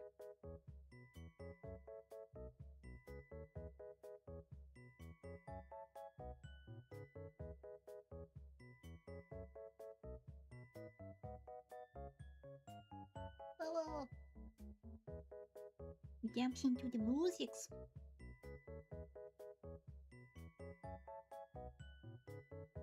Actually listen to a bardcore playlist in the background, and I'm trying not to hum along too much because I know my own background music playing is going to get a bit funky if I do that.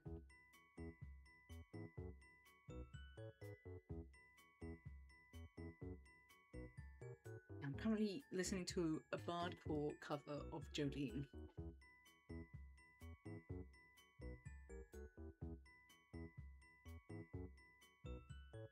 And it's a hoot.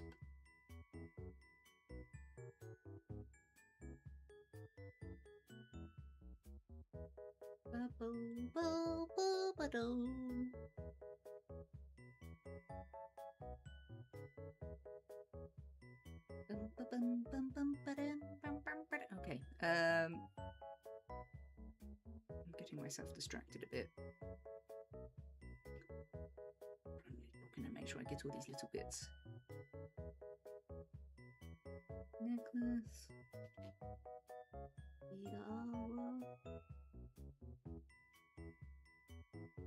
Not sure what colour to do the frill of the dress. I'm tempted to do like an off-white actually. A bit of contrast.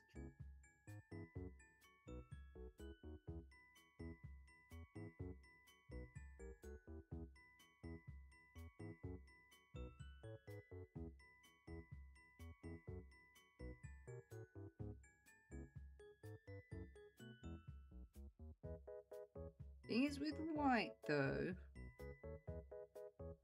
I mean, once it's on the sticker paper, nothing will print at that point. So just be the spark. Ooh, no, yeah. No, a little bit off.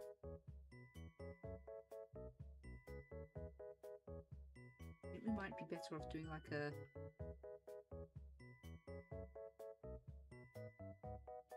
pale pink or magenta or something.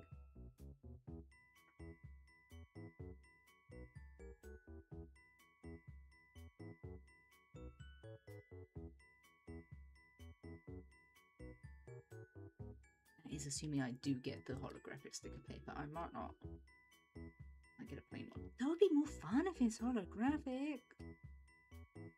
I might as well spring for the holo. So remember the home care nurse or my mother-in-law's dad that let him seize for an hour? She quit because it was too traumatic. Oh no, it must have been so awful for her, sitting around and doing nothing. While the person under her care had a massive seizure. Or be an at-home care nurse for the elderly then. Good, she's shit at her job. Fuck all the way off.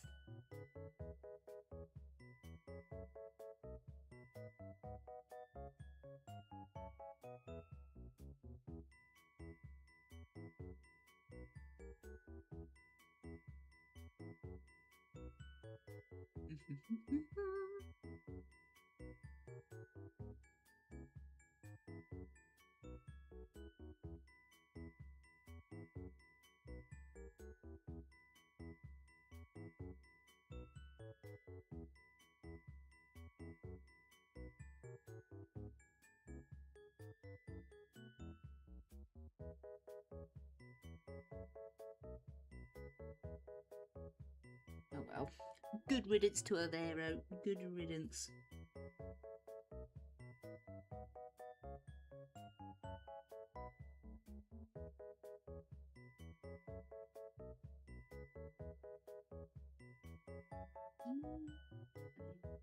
Oopsies. What else needs some blush? Little cheeks.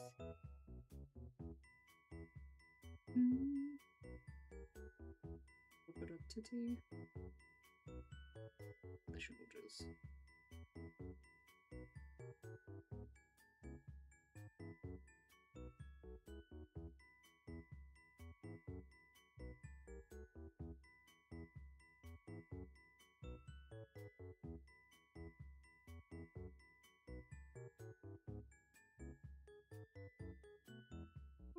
Can't say where the wind blows, where the day goes, only time.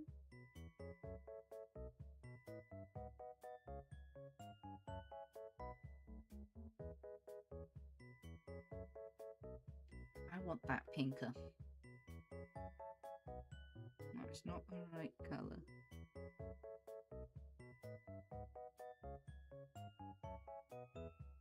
My flabbers were ghasted when I heard that she quit because she was traumatized. I know. I mean, the cynical part of me is thinking, she was traumatized. Is probably closer to she realized she had done fucked up and needed to get the fuck out of there, and is just claiming.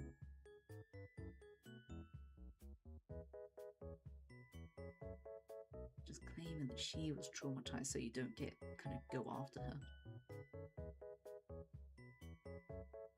For the, negligence of duty or whatever.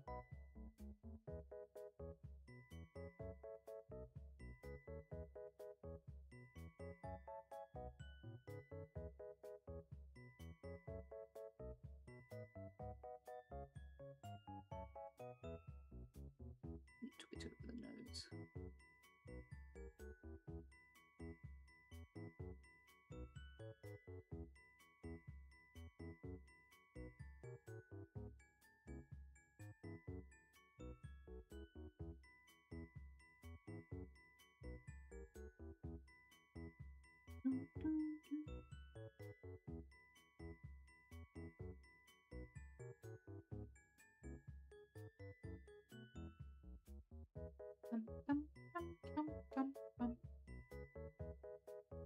That's more like it. Oh, you cute. Ah, thank you. Since you won't be able to make it to Vexpo, Vera, I can send you one. Is it going to be stickers? Wait, how cute is this one? You think this one also cute?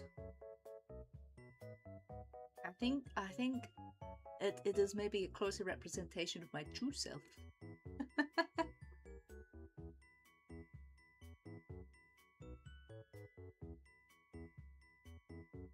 I'm going to layer up this blush a bit.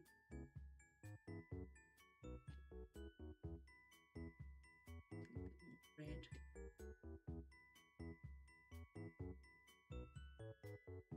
Try some blush over the nose like that. That's what I've been doing recently. What I've been doing my own makeup. I've been putting blush just across like the nose. Like I basically do a dot either side of my nose and then blend it out across the bridge of my nose. Because I realized if I put the blush like this, it doesn't suit my face so much. So I've been playing around with other options. I like the way I look now. Do it. I think I look cute. So now I'm tempted to change the look of the model to suit.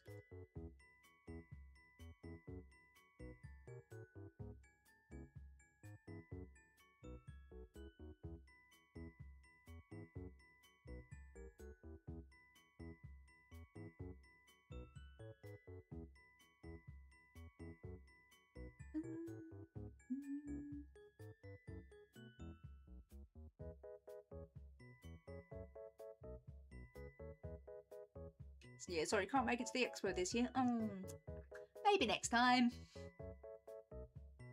Maybe next time. This kind of feels like too much blush, but I have a feeling it's going to be fine.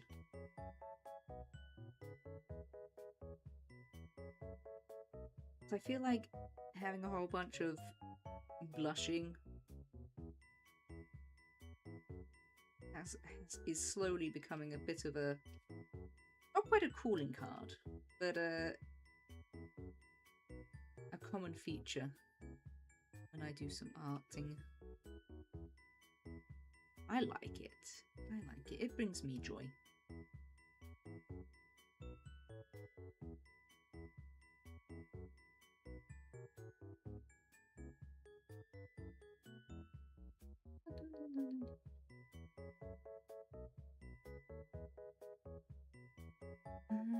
Let's get some eyeballs on.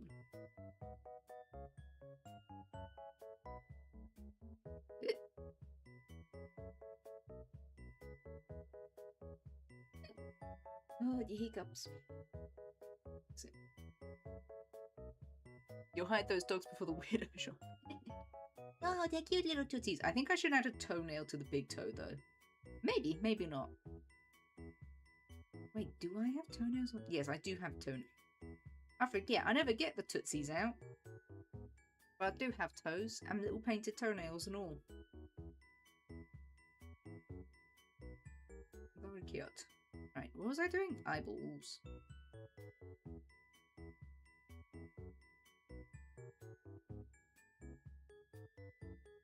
So actually, that is something.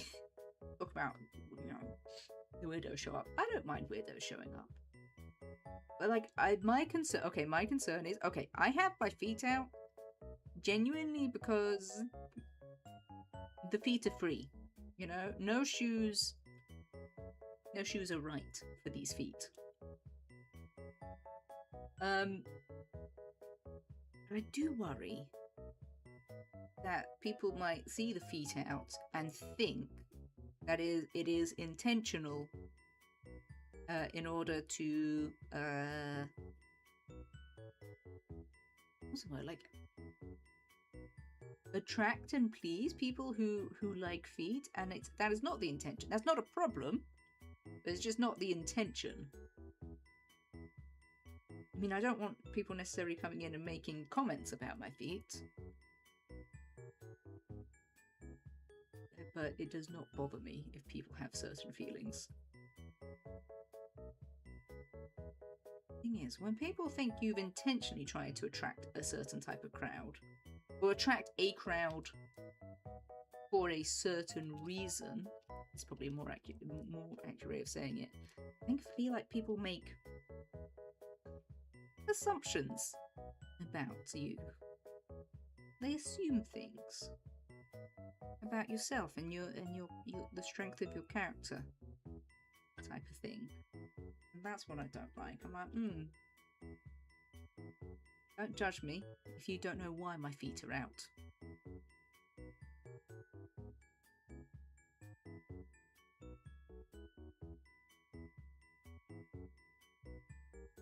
Liking, there's nothing wrong with liking feet, but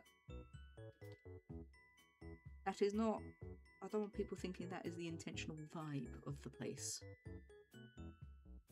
The feet are out to be comfy and cozy, not because we're sucking on my toes. This is a no toe sucking zone. You're a shoeless archbishop. Yeah, I don't need shoes because I ain't walking nowhere. Shoes are merely foot prisons.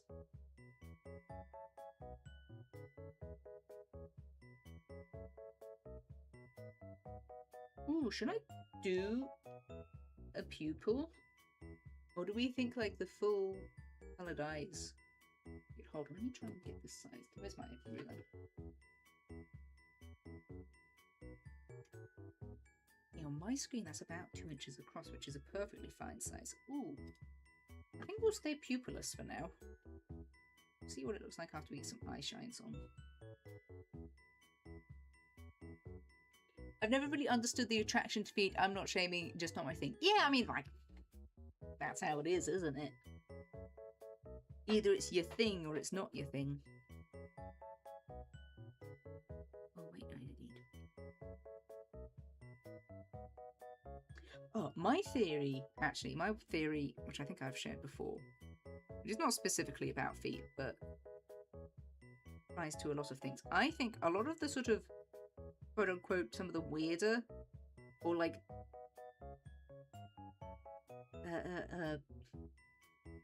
fetishes that people have, I reckon a lot of them are just kind of stem from people being raised with, in sort of environments where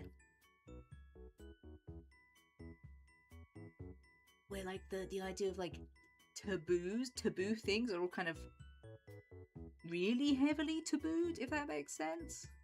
And so they just kind of cross reference the social taboos together. It's like some people really like farts, because farts are taboo. You're not meant to be doing those in front of other people, and also or talk about them. We're going to pretend farts don't exist, just like we pretend sex doesn't exist. I think people just conflate things together. Like, the things that are naughty to do, you know? The things that we're not meant to talk about and are naughty to do. Sex and farts. And getting your stinky feet out. All those kind of things. Farts.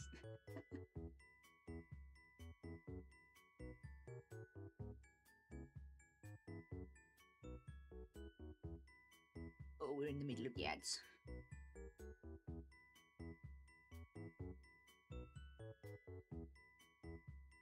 Yeah, that's like my theory, but why are people into weird things? Because, or like, why did some people think gross things are in fact sexy things? It's like, well, because they were taught that sex is also gross. And so now the things are just associated. That's my theory.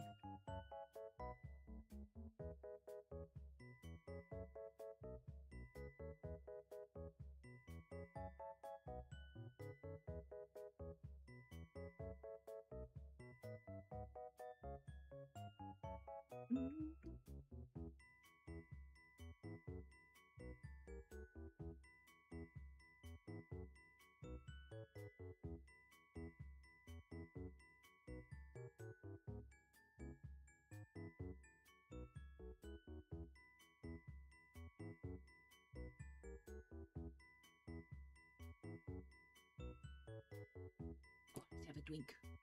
I always look at it like, I'm glad that is part of the human body, at least.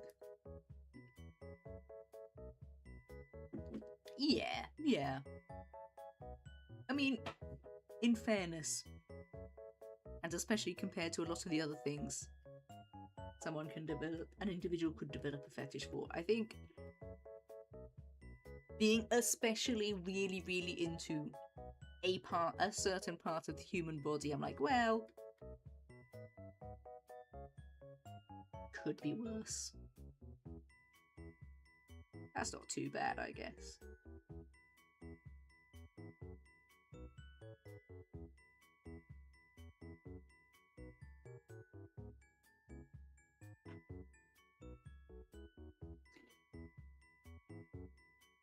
I think I'm going to blend out this hair a bit more.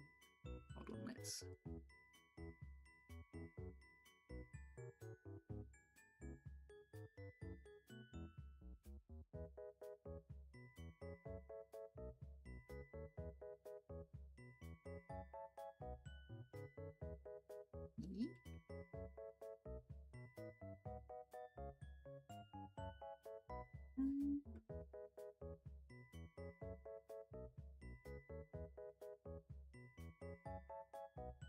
Okay, that's all okay. Me like.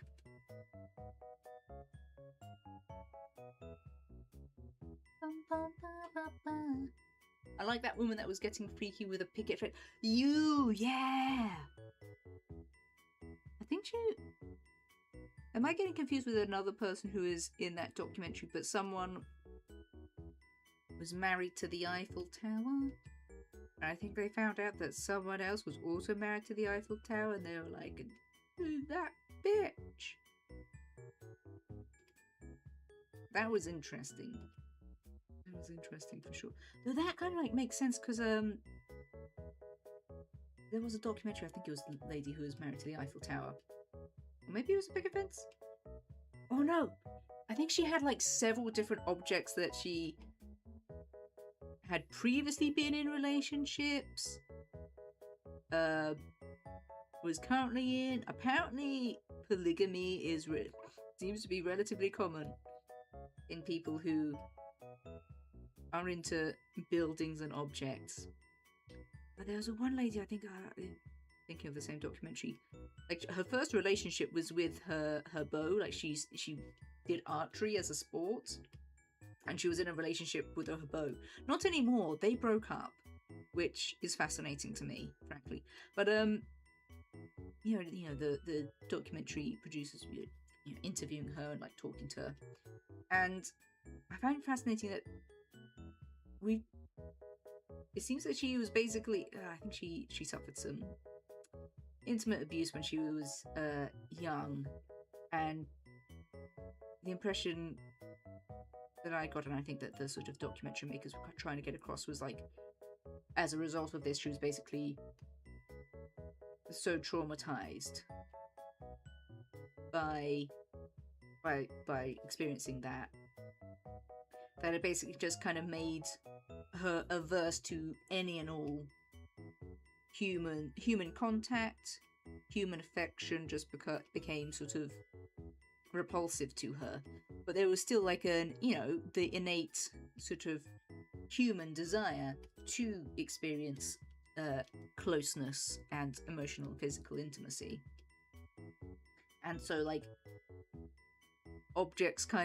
physical objects and buildings just kind of became like the substitute in, because they were safe. There's no way the Eiffel Tower can hurt you. You know?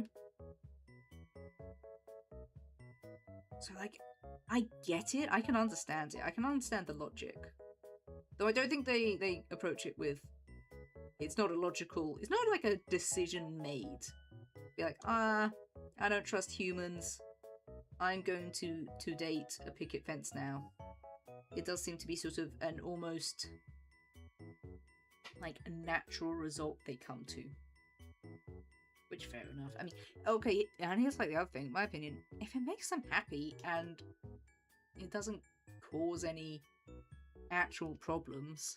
Like, I don't think people who in relationships with public, buildings out in public should be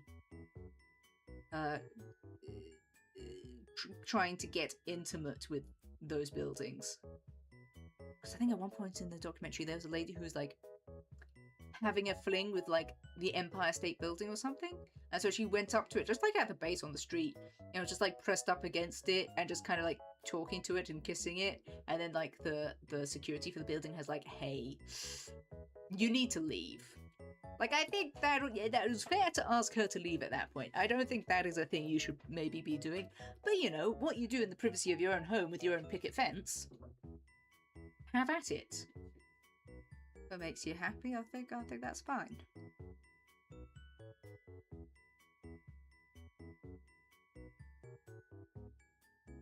Shame, I guess the bow had to shoot its shot somewhere else. Oh dear, oh dear.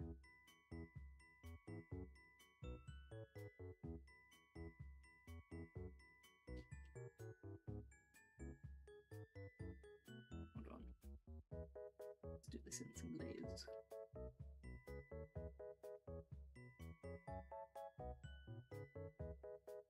A little bit of highlight.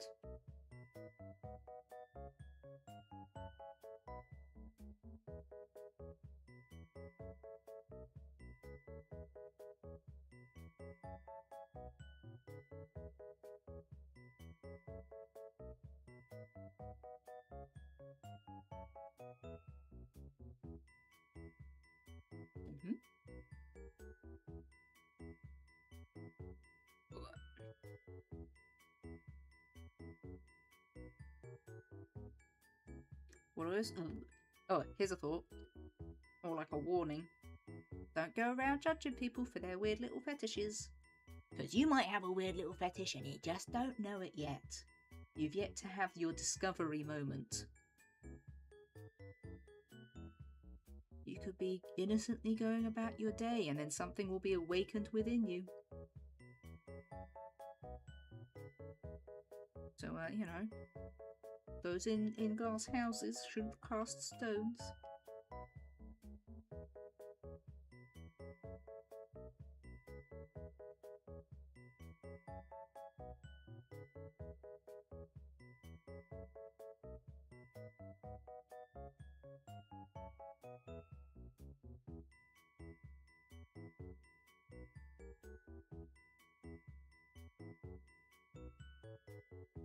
Watch out, because if you might think it's just a ha-ha funny joke. With your significant other, you think, ha ha ha, ha ha ha, you'll suck on your toes, ha ha ha. And then the next thing you know, you can't stop yourself. You're into it. Oh no, you found out the truth about you.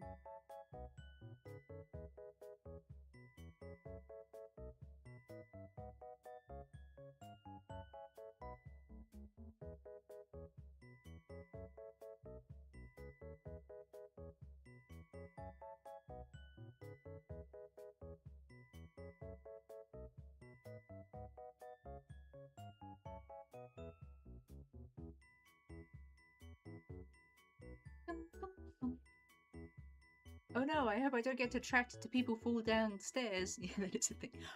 Yeah, I've seen that. Apparently, like, disability porn is popping off on the old OnlyFans. I've heard that, like, some of the most successful creators, like, literally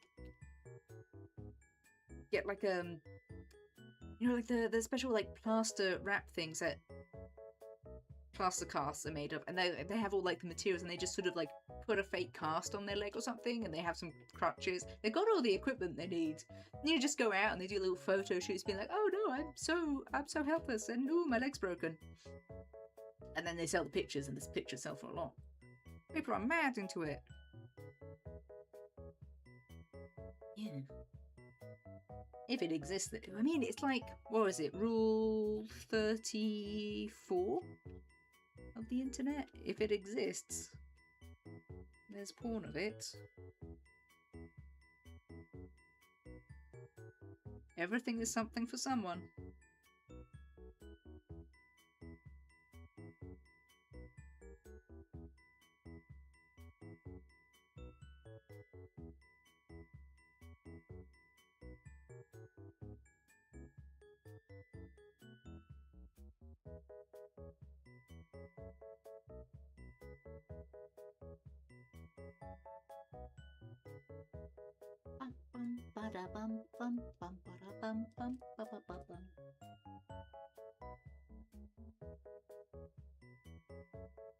Oh, what I do find fascinating, and like that sort of fetish for casts and being slightly disabled, is oh, sorry, I've been missing some messages. Hold on.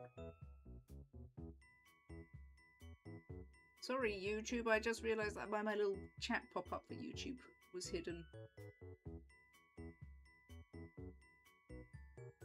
Hi, Juliet. Hello. How you doing? What was I just saying? Some kind of nonsense.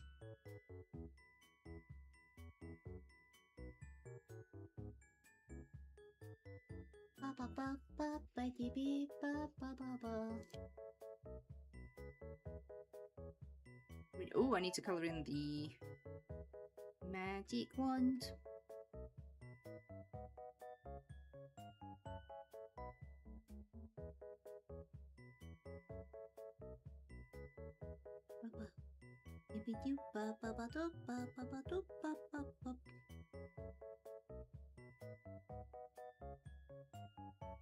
The background music I have on is getting distracting.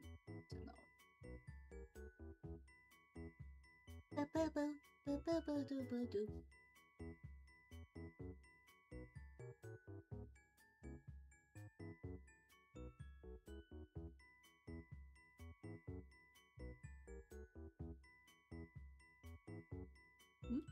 to fix that line work. Where is that?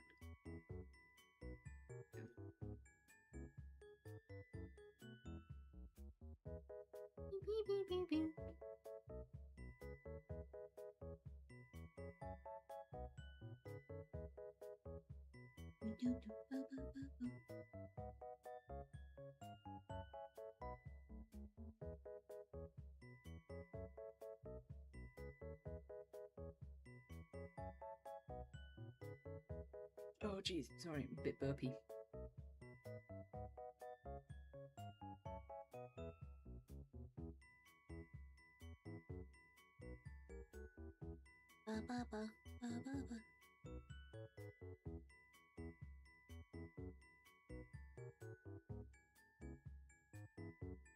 What time are we on? Oh, we've still got like a couple hours left. We've got plenty of time. Plenty of time. Play around here. I'm hoping to finish this to as high a level as I can manage.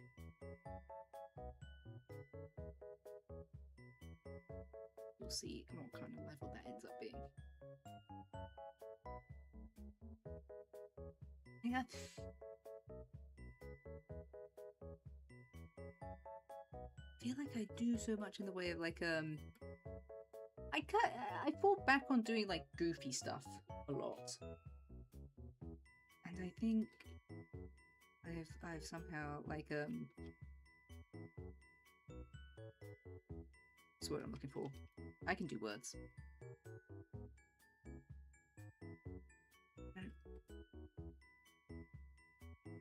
Hold on. What was I saying? What was I trying to say? I think I sort of, because I was like not very confident in my ability. I was like, oh, I'll just do silly goofy stuff. I'll just do silly goofy stuff. And then that'll be fine. And that, it was fine. There's nothing wrong with my silly goofy stuff. I quite enjoy doing it.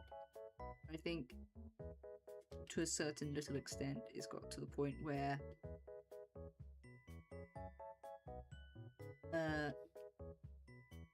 because I do the silly goofy stuff all the time, then when I try to do something less silly goofy, it's a bit more of a struggle. I've got a magic wand. I'm going to add sparkles to this at some point. We'll probably do that last. There is more rendering to be done. More shading and rendering.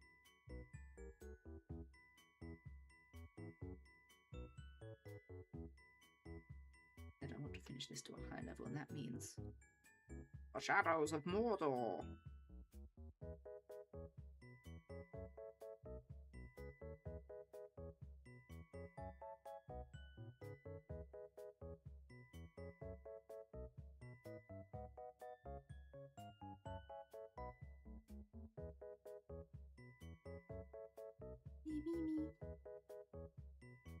Ooh, you know my little, not necessarily my top tip for shading and rendering, but it is a tip, and I do stand by it. Make the shadows and the highlights bolder and more a greater contrast to your sort of mid-tone than you think you need, because if you spend hours shading and then you step back and you can't see any of the shading, that's not great. And if you make it a bit too strong, you can always change the opacity and like mellow it out a bit. So I always like to go in a bit of a stronger colour for the shading and sort of mellow it out with the opacity.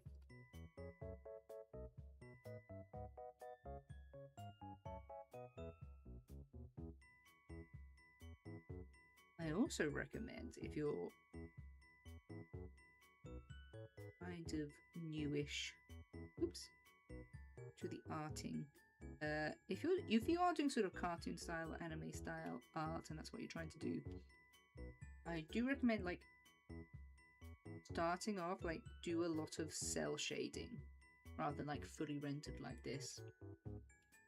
Learn how to do cell shading first, because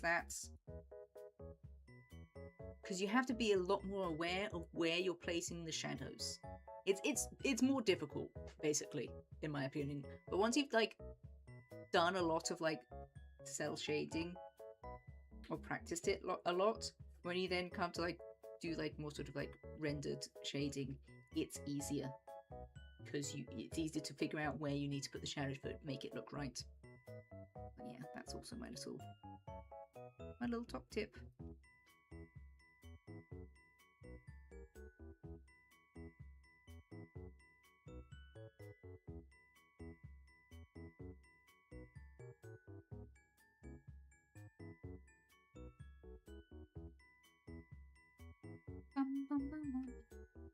Do I have any other top tips?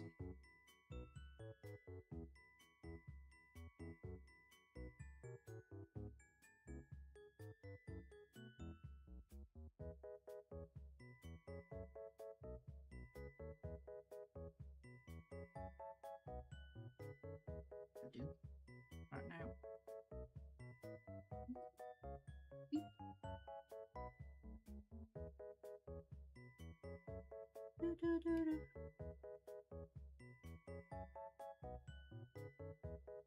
What I've noticed, talking about like rendering, what I'm doing here, the very sort of rendered shading or blended, this is what I consider to be my lazy shading. From my point of view, it takes a lot less effort than cell shading. Oh great, I can be really lazy and just go and just blend everything together and then it's done. But some people perceive it as fancier because it looks more finished. But yeah, this is my lazy shading.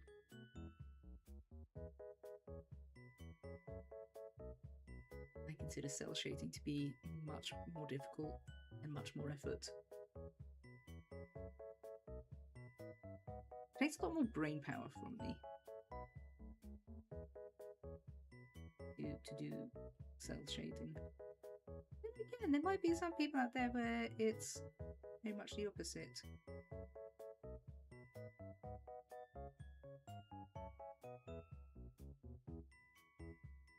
Interested in hearing their opinions.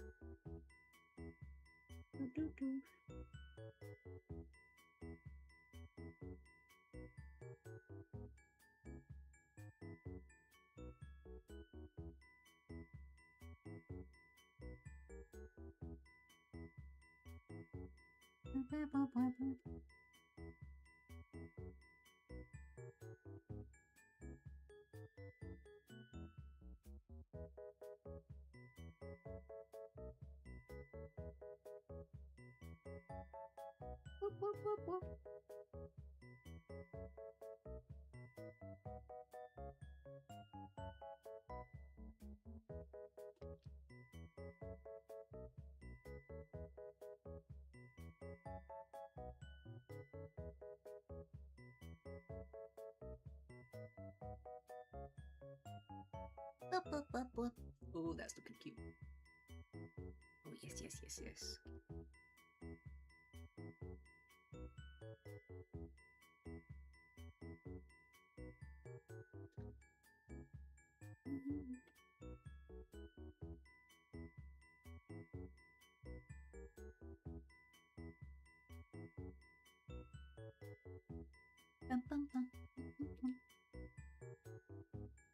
Oh, she's all coming together.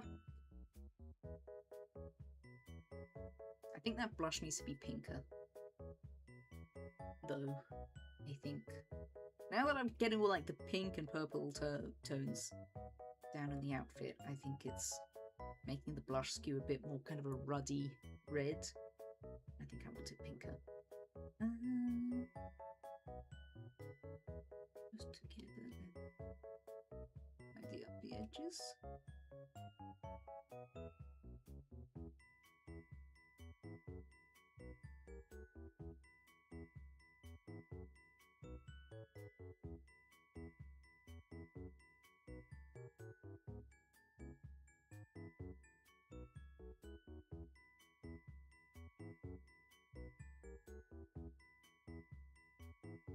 There you go. Next.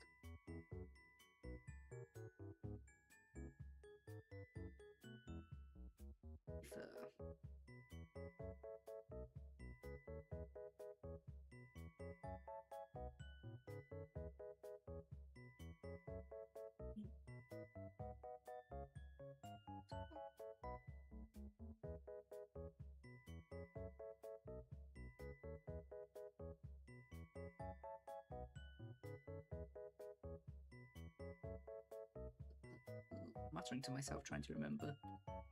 How did I do this again? How does this go? Been a long time since I've had to draw it. I've been doing shortcuts too long on it.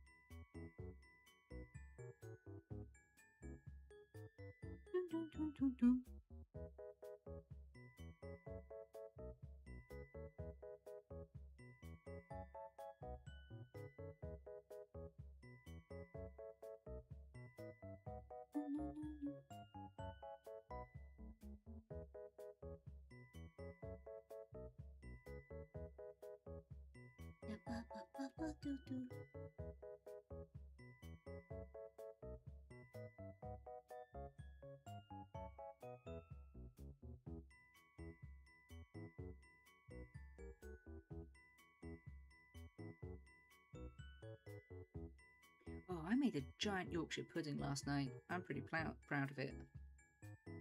That was reasonably impressive. I forgot to add salt to the batter though, so it was a bit lacking in flavour. Was lacking seasoning, alas. Other than that, pretty good. I'm getting the hang of it. I think I only made Yorkshire puddings myself for the first time earlier this year, so I fancied them. I thought, how hard can it be? Not too hard, to be honest. Yeah, but I'd made a giant Yorkshire pudding, and it was like, it was in a big sort. It was basically just in a square roasting tray instead of like a muffin tray. Like, it was growing up as they do. Like, it was just rising in the oven, and I got a bit worried. I was like, oh, because like the top bits around the edges that were rising up, they were getting kind of tall. They stopped at a certain point. I thought, oh, they're a lot more closer to the heating element, but the bit in the middle at the bottom, it's not raw, but it was a bit too soft. And I was like, oh no, what am I going to do? So yeah, the top bits of it got a little bit crispy, unfortunately. So I don't know what my plan is to, what's the word? Avoid that in future. Maybe it was something to do with my batter. Maybe my oil wasn't hot enough? The oil was pretty hot, I think. The oven was hot for sure. I think maybe my batter was just a bit too thick. Just a bit too thick. Though, I'll have to do some research. I have to do research on my Yorkshire puddings. Figure out where I'm going wrong. I'm not going very wrong. We're very close to a delightful, yummy Yorkshire pud. But some work needs to be done. I'll go ahead because it's...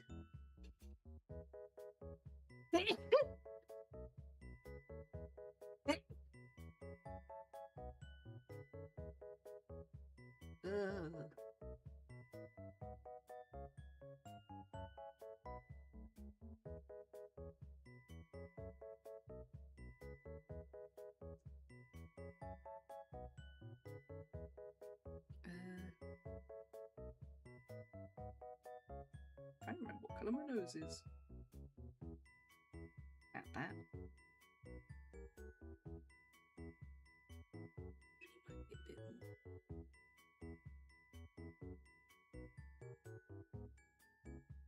bit more. Kind of greyish. No, wait, it's more pinky than that.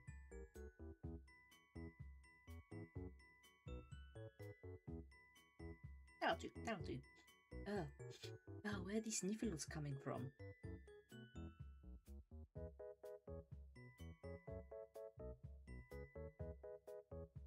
The body blushing? Yes, it is.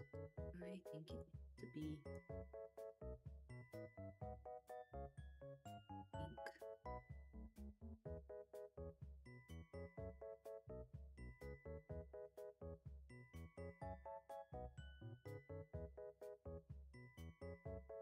Oop.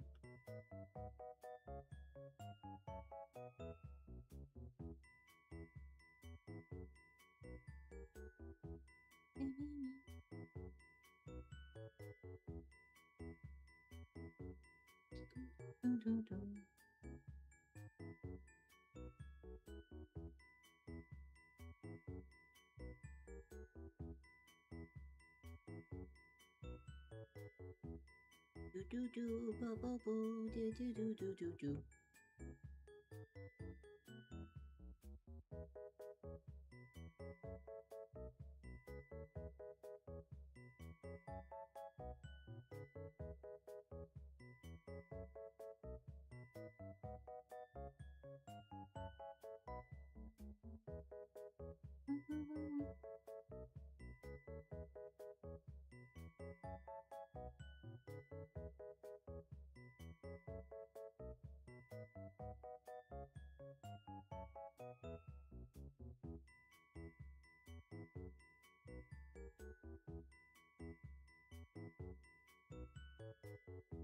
Did it! Yeah. Oh yes, pinker blush works good. I like that. I like that better. Let's just touch it a bit more.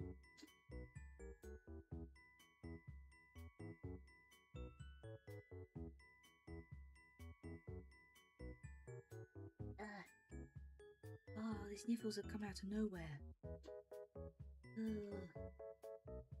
Sometimes I think I get a runny nose when I think too hard. Anyone else? Anyone else? Think too hard, brain starts leaking out a nose. Very sniffly. Very sniffly.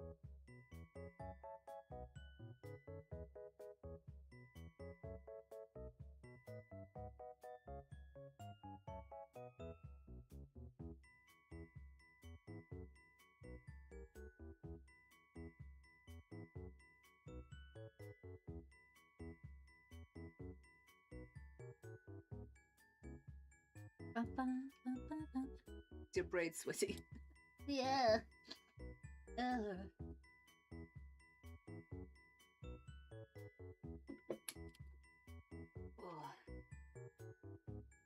Are those knees too big? I think the knees are too big. We want to lower the opacity on them.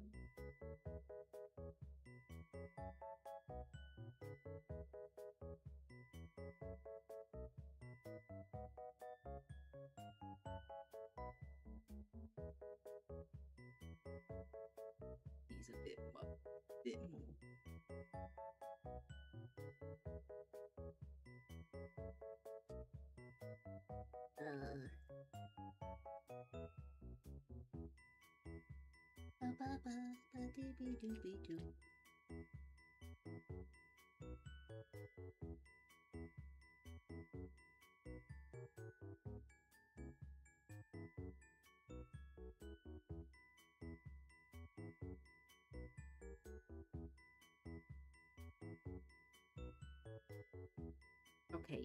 Okay. I want to do some eye shines. Let's play around. I might leave it without though. I think I quite like it without, but we'll see if we can add some little sparkles.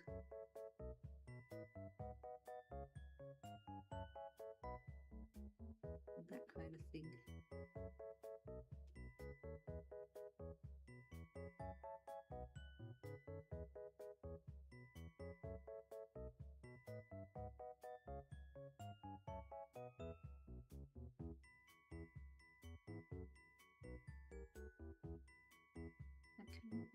Ooh, maybe. Tricky bit is making little shapes that you like, that you're happy with.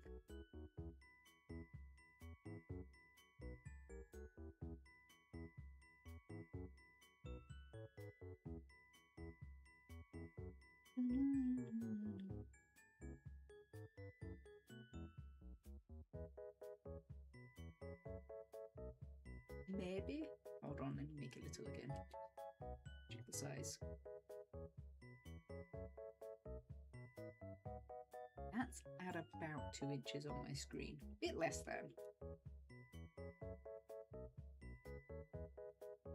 Those sparkles are still quite visible, so we can have a little detail like that. Don't want to make everything too little.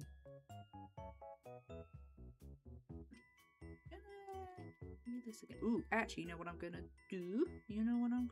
I'm going to initially do the eye sparkles in a colour, and then I go over the top in the white. And one, it kind of creates a neon kind of effect.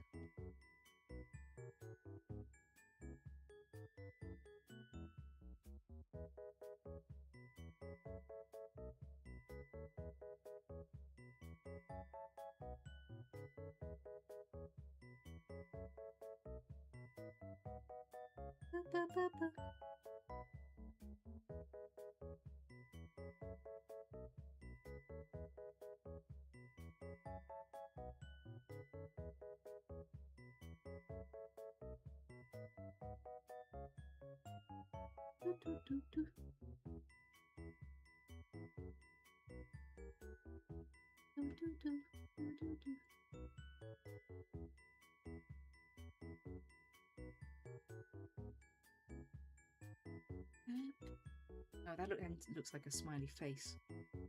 Dear it me. Also, I've decided I don't like after all. I don't like anything I've done.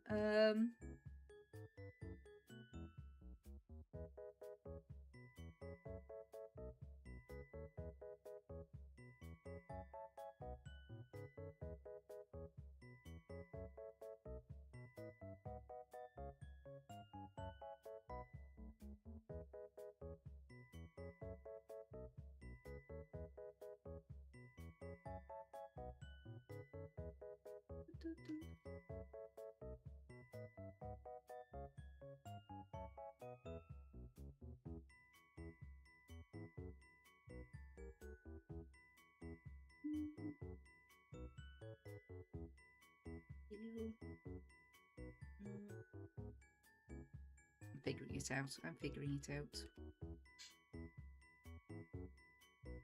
I might be overcomplicating it though. That's probably what I'm doing. I'm overthinking it.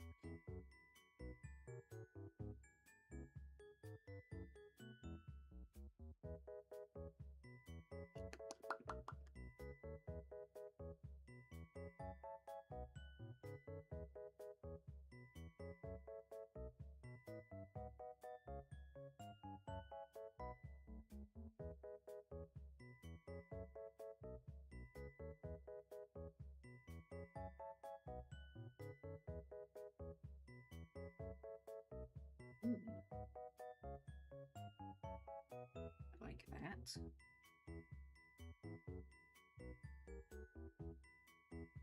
Maybe one a little heart. If I can get a little heart somewhere, like one.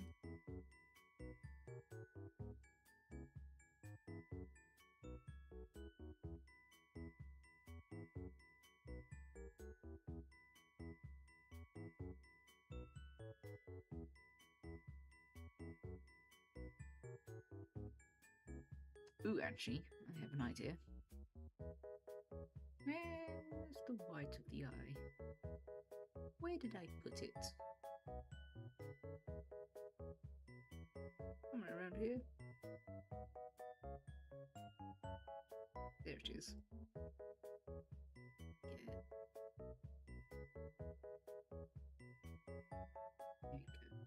Shadow of the eye. See if I like this, I might not.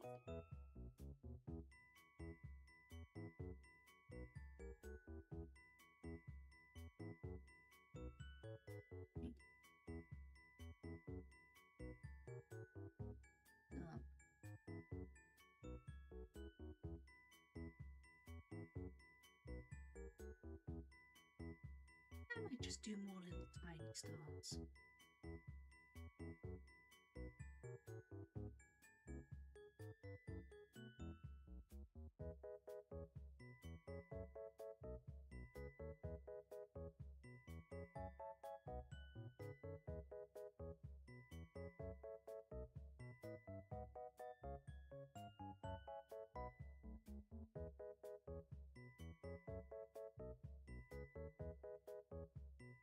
Merge those down, copy, paste. Move that over there. Why is this box so big? Is there something else? Something else hitching a ride?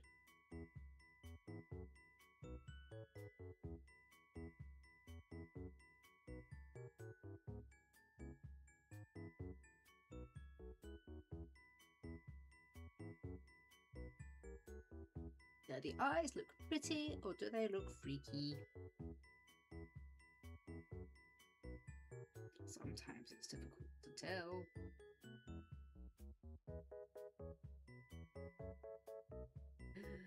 Oh, you know what? It just occurred to me something that I have been thinking about this whole time about other stuff that I forgot to think about.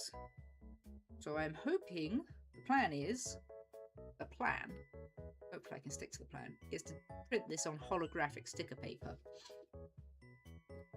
But that means anything that's on white on the image, or otherwise left blank, is going to fully show the holographic through that, and that might end up being the whites of the eyes.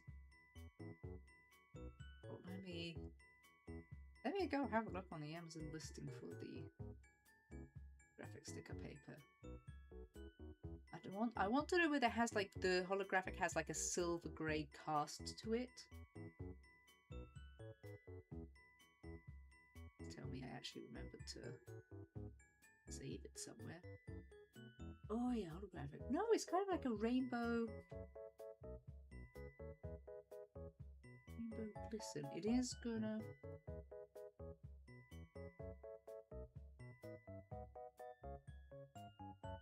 Okay, it should be effective. Should be fine. Should be fine. What I am gonna do is I'm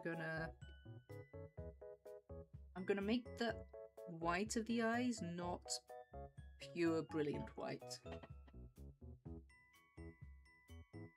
I'm going to put this purple over the top of it, and then I'm going to lower the opacity of it.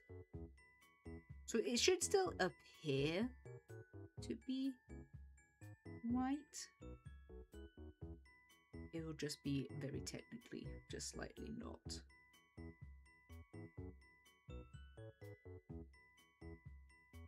Barely noticeable. Is the plan.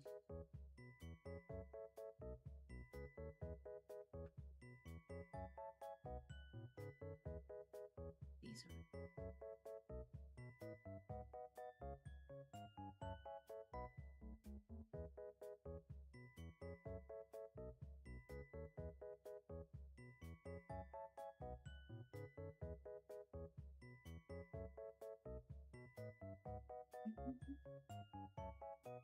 Oh, yes, I like that. Okay.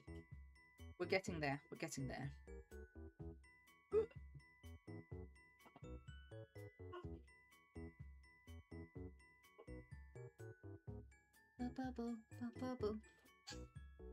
Okay.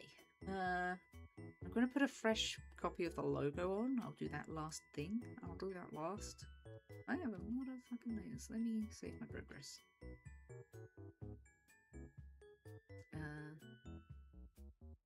Get rid of those guys. We don't need them no more.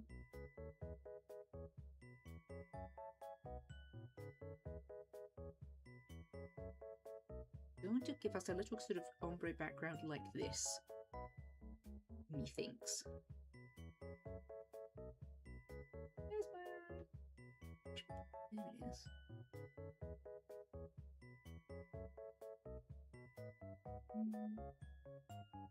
Bright pink.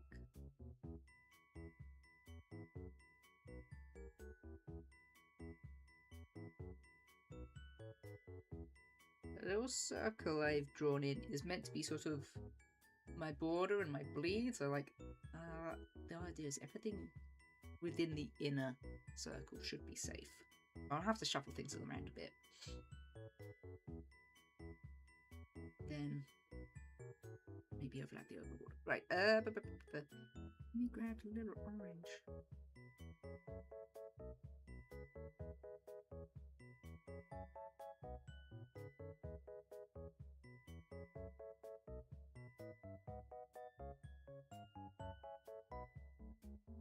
Ooh, I might actually prefer the orange around the outside of the ring. I think I want more contrast for the magic wand. We'll see, we'll see, we'll see.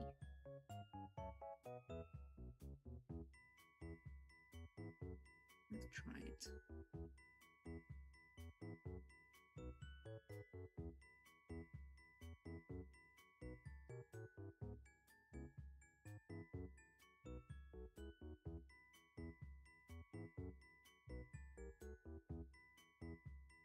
Not as much.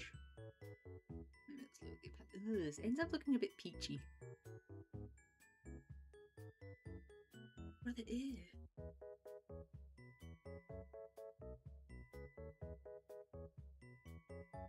Let's try a red or pink.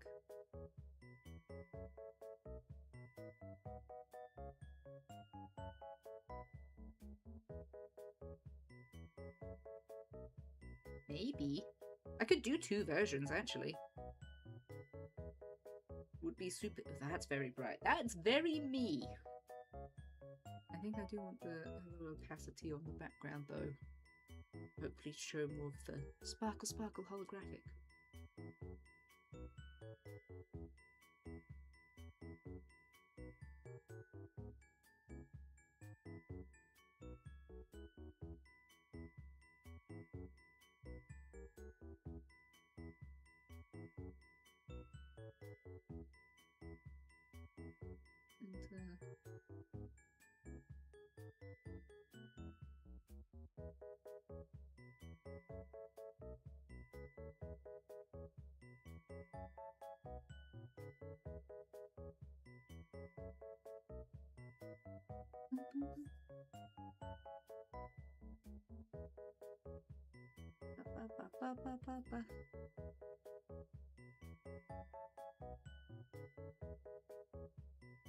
Just getting this. Save what I've got. Yeah, I'll do them as two different versions. The two different backgrounds.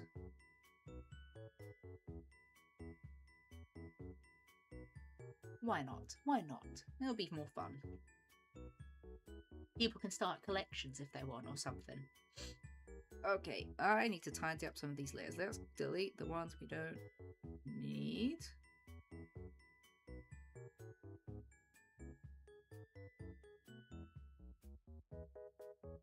Boop, boop, boop, boop.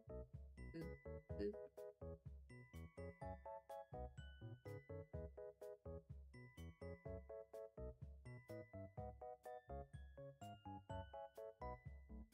Let's get a fresh logo. I remember where it is.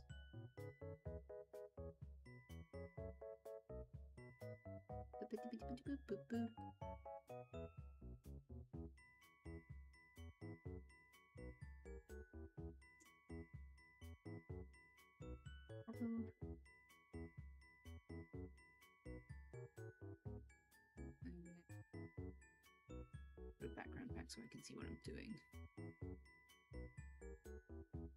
Right. I'm going to leave that there for now, and I'm going to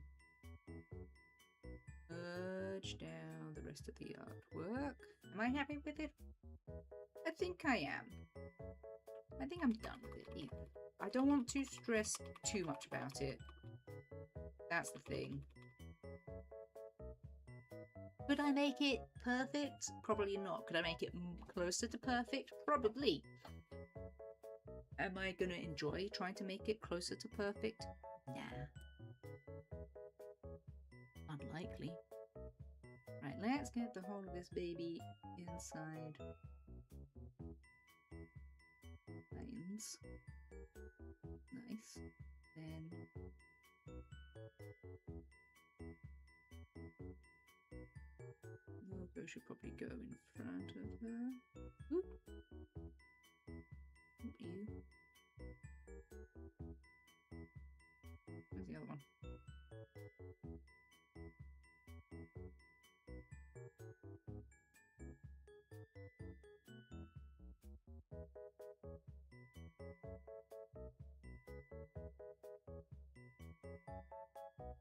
Oh, should logo go in front or behind?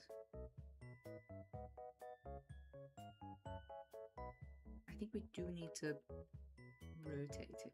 Get rotated, bitch.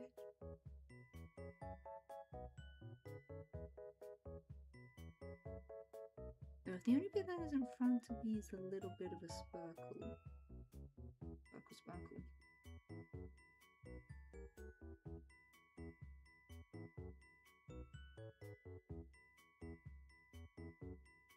There we go, I like that. What do we think?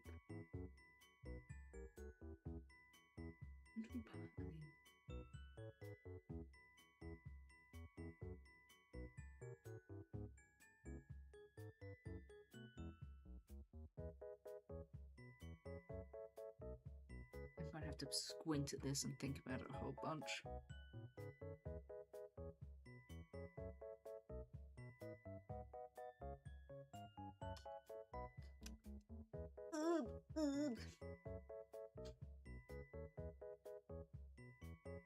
Right, I also wanted to just add some... What a sparkle stamp. Where's my thing? Sparkles like that, maybe bigger.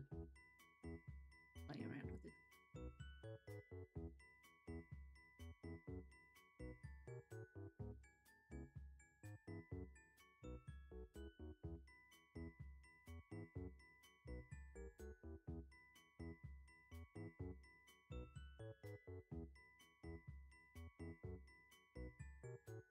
That too much?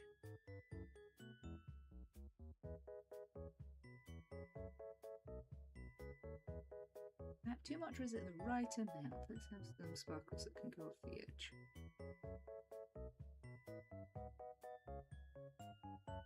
It's too much. Too much sparkle.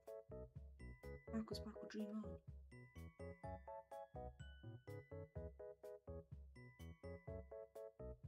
Is it too much? I don't know. Do we want some sparkles around this baby too? Sparkles.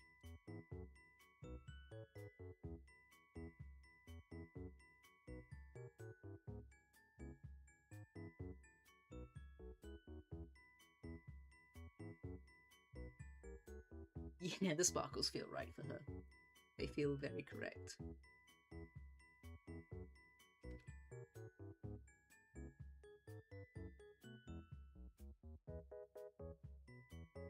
Yes, yes. Okay, I'm getting happy now. You know the worst thing?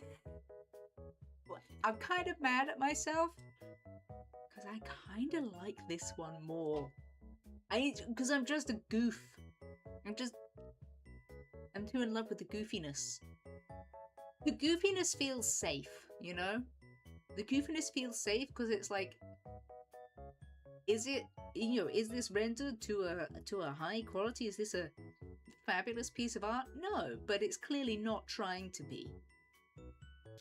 It's not trying hard. It's right where it wants to be. It's a little bit funny, a little bit goofy. And this is a very comfortable space for me.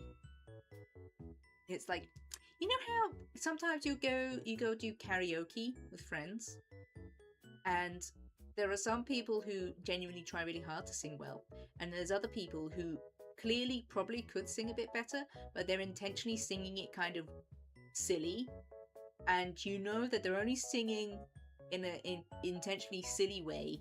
Like, yeah, they're trying to make their friends laugh, but you know they're singing silly to cover up the fact that they don't think they can sing very well. And it's not even necessarily usually a case of they can't sing very well. They probably sing to a very normal ability. But I think people are, and I'm in this group too, I'm way more comfortable singing in front of people if I'm doing a silly, goofy voice. And I'm like, I'm intentionally doing this bad. That's more comfortable and less embarrassing for us. And it doesn't hurt our ego and our pride as much to intentionally, on purpose, do something kind of bad. Because if we earnestly try our best at something, and we're not as good, not that good, we find that a lot more embarrassing than intentionally doing a lot worse. That makes sense? And I think that's where I'm at with art. This is way more comfortable for me because it's doing it. It has achieved exactly what I wanted it to achieve. This has met every hope I had for it.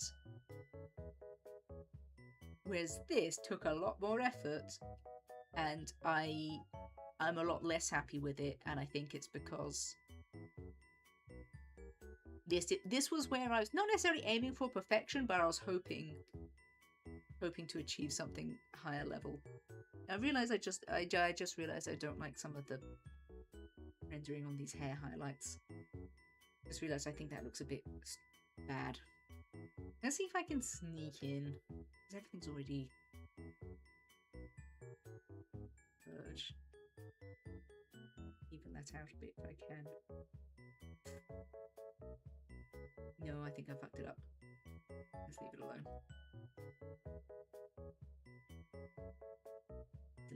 Need to leave it alone.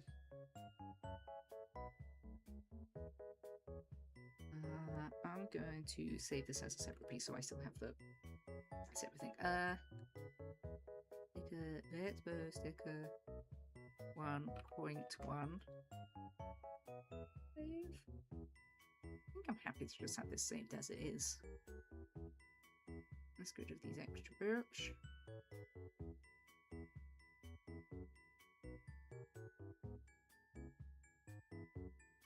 Change the opacity of the background. Like 50%. That's cute, I like that. Hold on, let's maybe make the background just a bit darker so the little sparkles. No. 52. There we go. We're setting on 52% opacity for the background. Select an image. And just save you like that. There we go. Happy with that. There's I'm saving. To futz around with this a bit more. Not with the artwork, just with the layout. I think I'm just gonna. I've got a. Ooh, I do have some sticker paper already. I think I'll do some test prints. I might be able to put together some test prints now. We have an hour. I do have to get up and the model will go into freak out mode while I turn the printer on and put the sticker paper in. Bear with me a second. Let me do that. I might have to do a whole bunch of stuff off screen type of thing. But I think we could get a test print. Well, but then I won't be able to show you the test print. Because then setting up the hand cam is a whole other thing.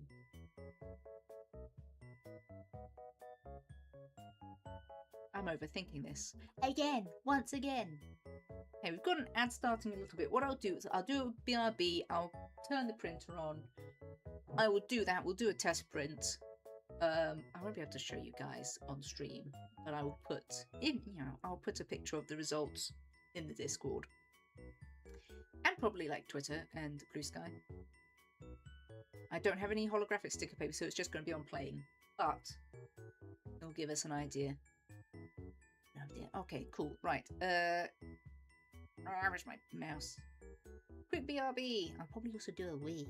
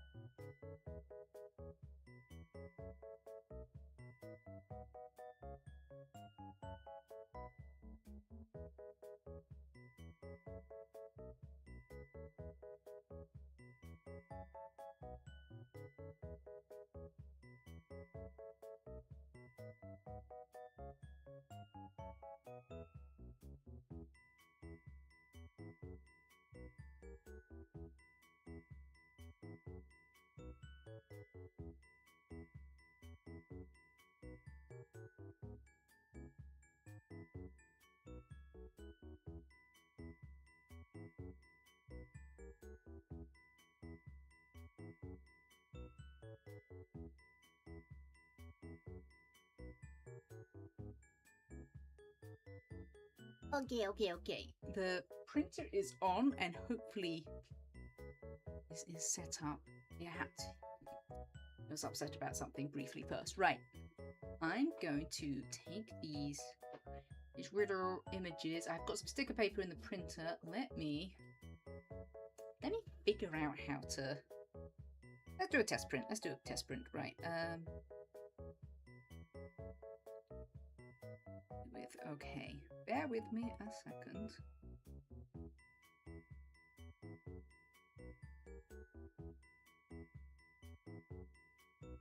Because I've got to save a version of the fancier one.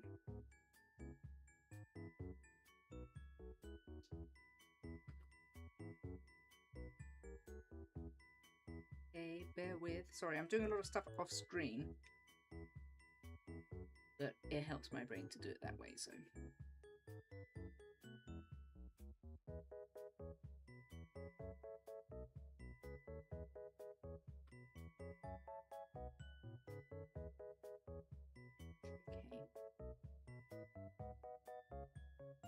Ba-ba-ba-ba-da-bo.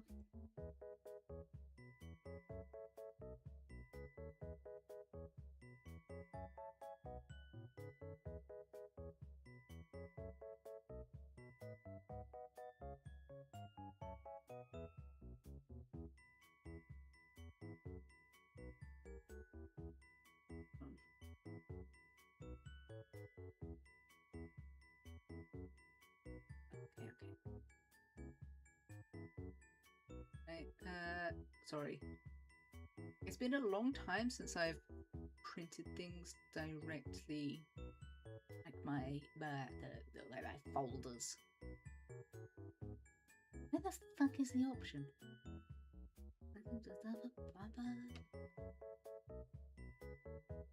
Show more options. Print! There we go. Okay, hold on. I need to move things.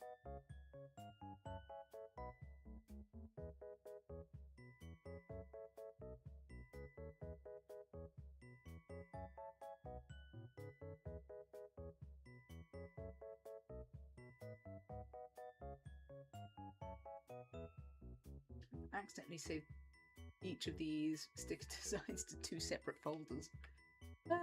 Okay. Right click. More options. Print. Okay. No, we don't want a full A4 page of it. That would be pretty crazy.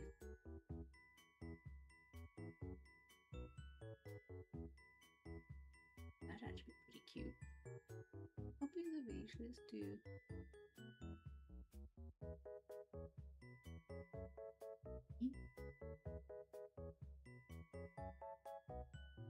Oh, wait, hold on.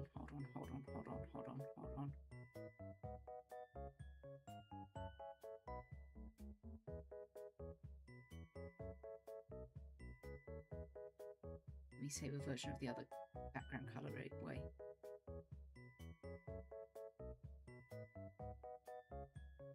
Oh no, I saved it with a little guide ring too. No, that'd be fine.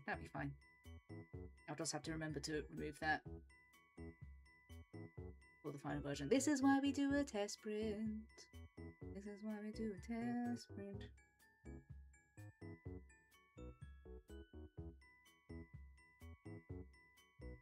This is why we do. This is why we do. This is why we do a test print. Okay, this is just going to be on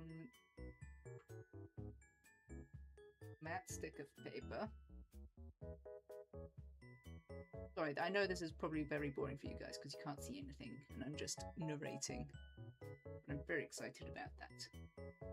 Or excited about it in general. Ooh, 3 of each.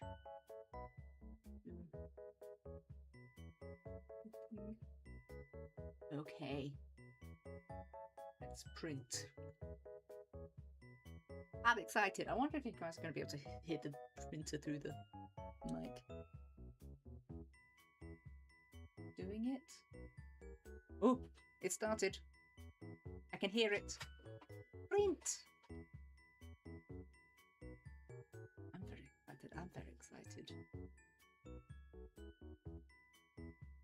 I think that though from my test printer I can tell that all the stickers might end up being about the same size. We'll see what size they come out because I don't want to faff around too much with like trying to do custom sizes. Oh, that was quick.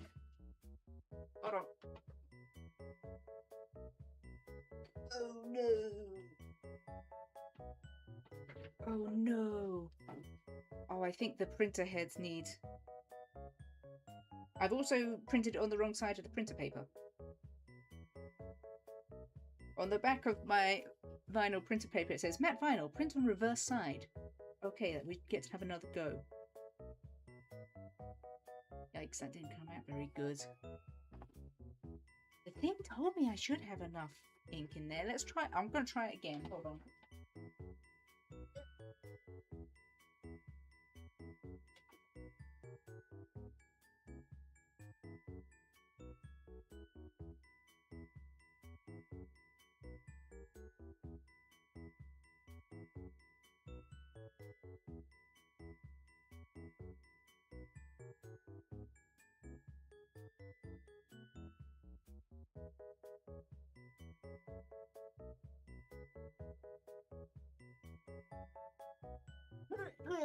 I'm back. I'm back. Just had to commune with the spirits to try and get, as you usually have to do when you try to print something. It's annoying. I haven't printed anything out in God knows how long. It looks like the inkjet heads of the color. Looks like it basically looks like my what's the word? The ink nozzles are a bit gummed up.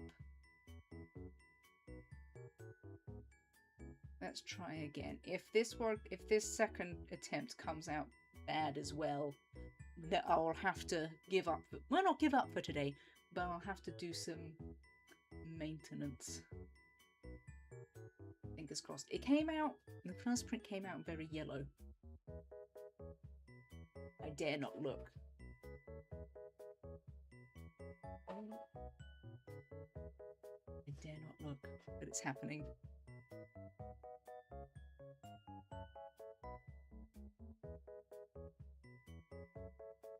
It doesn't sound great. It doesn't sound as loud as I feel like it should be. I remember that printer being much louder with that beep, beep, beep, beep. Oh no!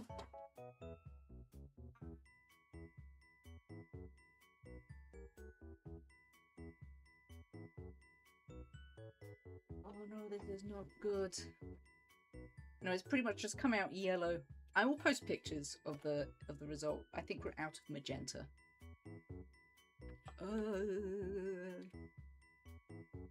Either that or yeah, it's looking. I think I need to buy new ink. That's frustrating. That's frustrating. No, the thing said, hold on. Where's my pop-up thing? It says there's enough colour. I think it just.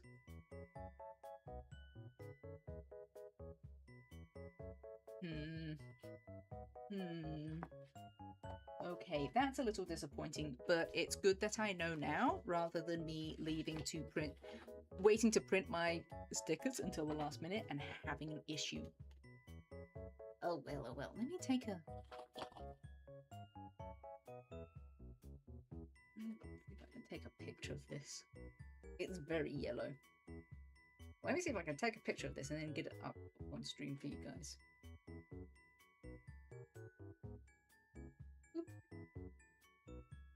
Then you do myself. This is why we do test prints and we practice things and stuff like that.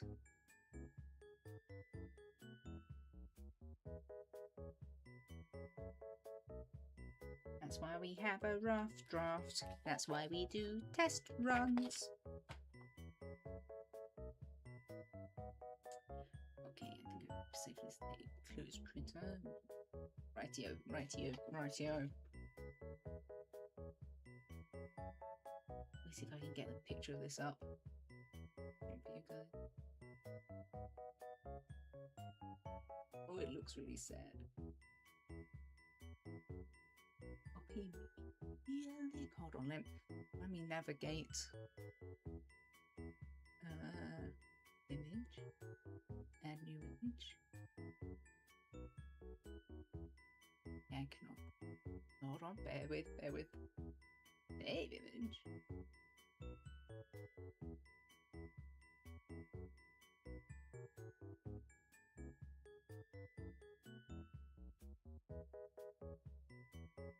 Bear with.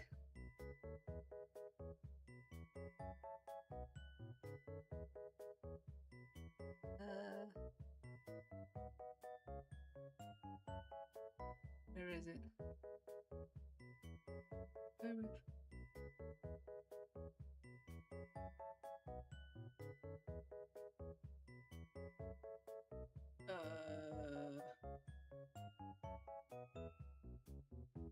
That one. Ah, it's massive.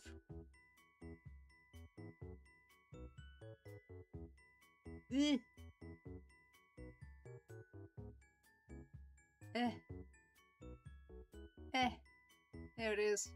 That's what it turns out like. Which is not the end of the world.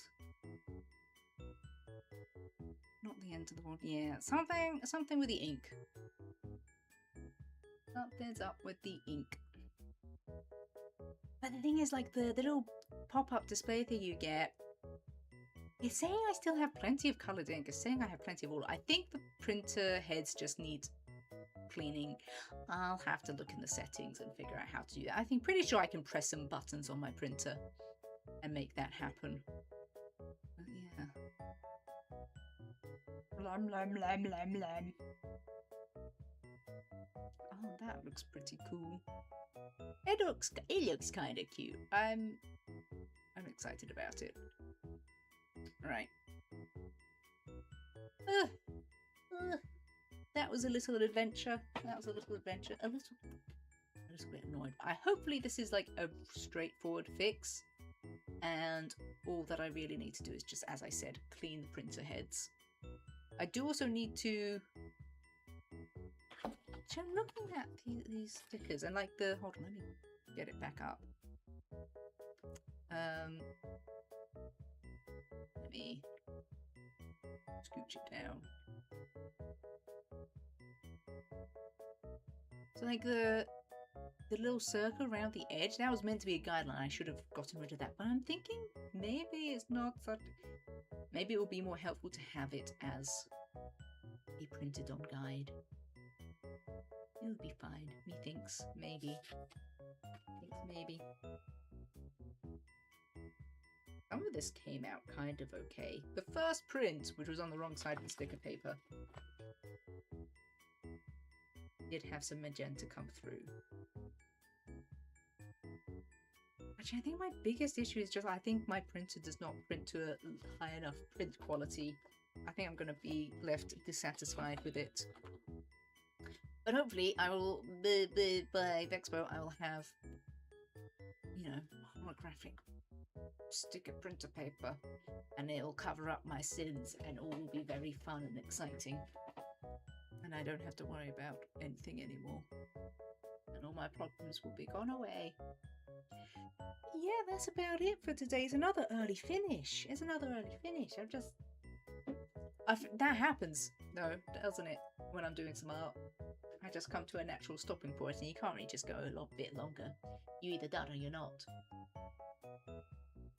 But yes, a reminder, I will be back again tomorrow, despite it not being a usual day for a scheduled stream. But I have stuff I have a commitment. I made a commitment on Thursday, so I'm not available Thursday, so I'll be with you tomorrow instead. And we'll be playing Power World. And I can't remember what we were doing last time. I think I was just trying to... I think I have a group of water pals that I'm trying to train up. / I want to recruit some better water pals. So we'll see how we go with that. We also need to make a shortlist of my most favourite pals, and then hopefully at some point in the future we'll maybe do some artwork of our favourite little pals. How's that sound? Is that a little plan? Is that a little plan for us? It is. I think it is. Rightio. Should I find someone to raid out into? Who's around? What's going on?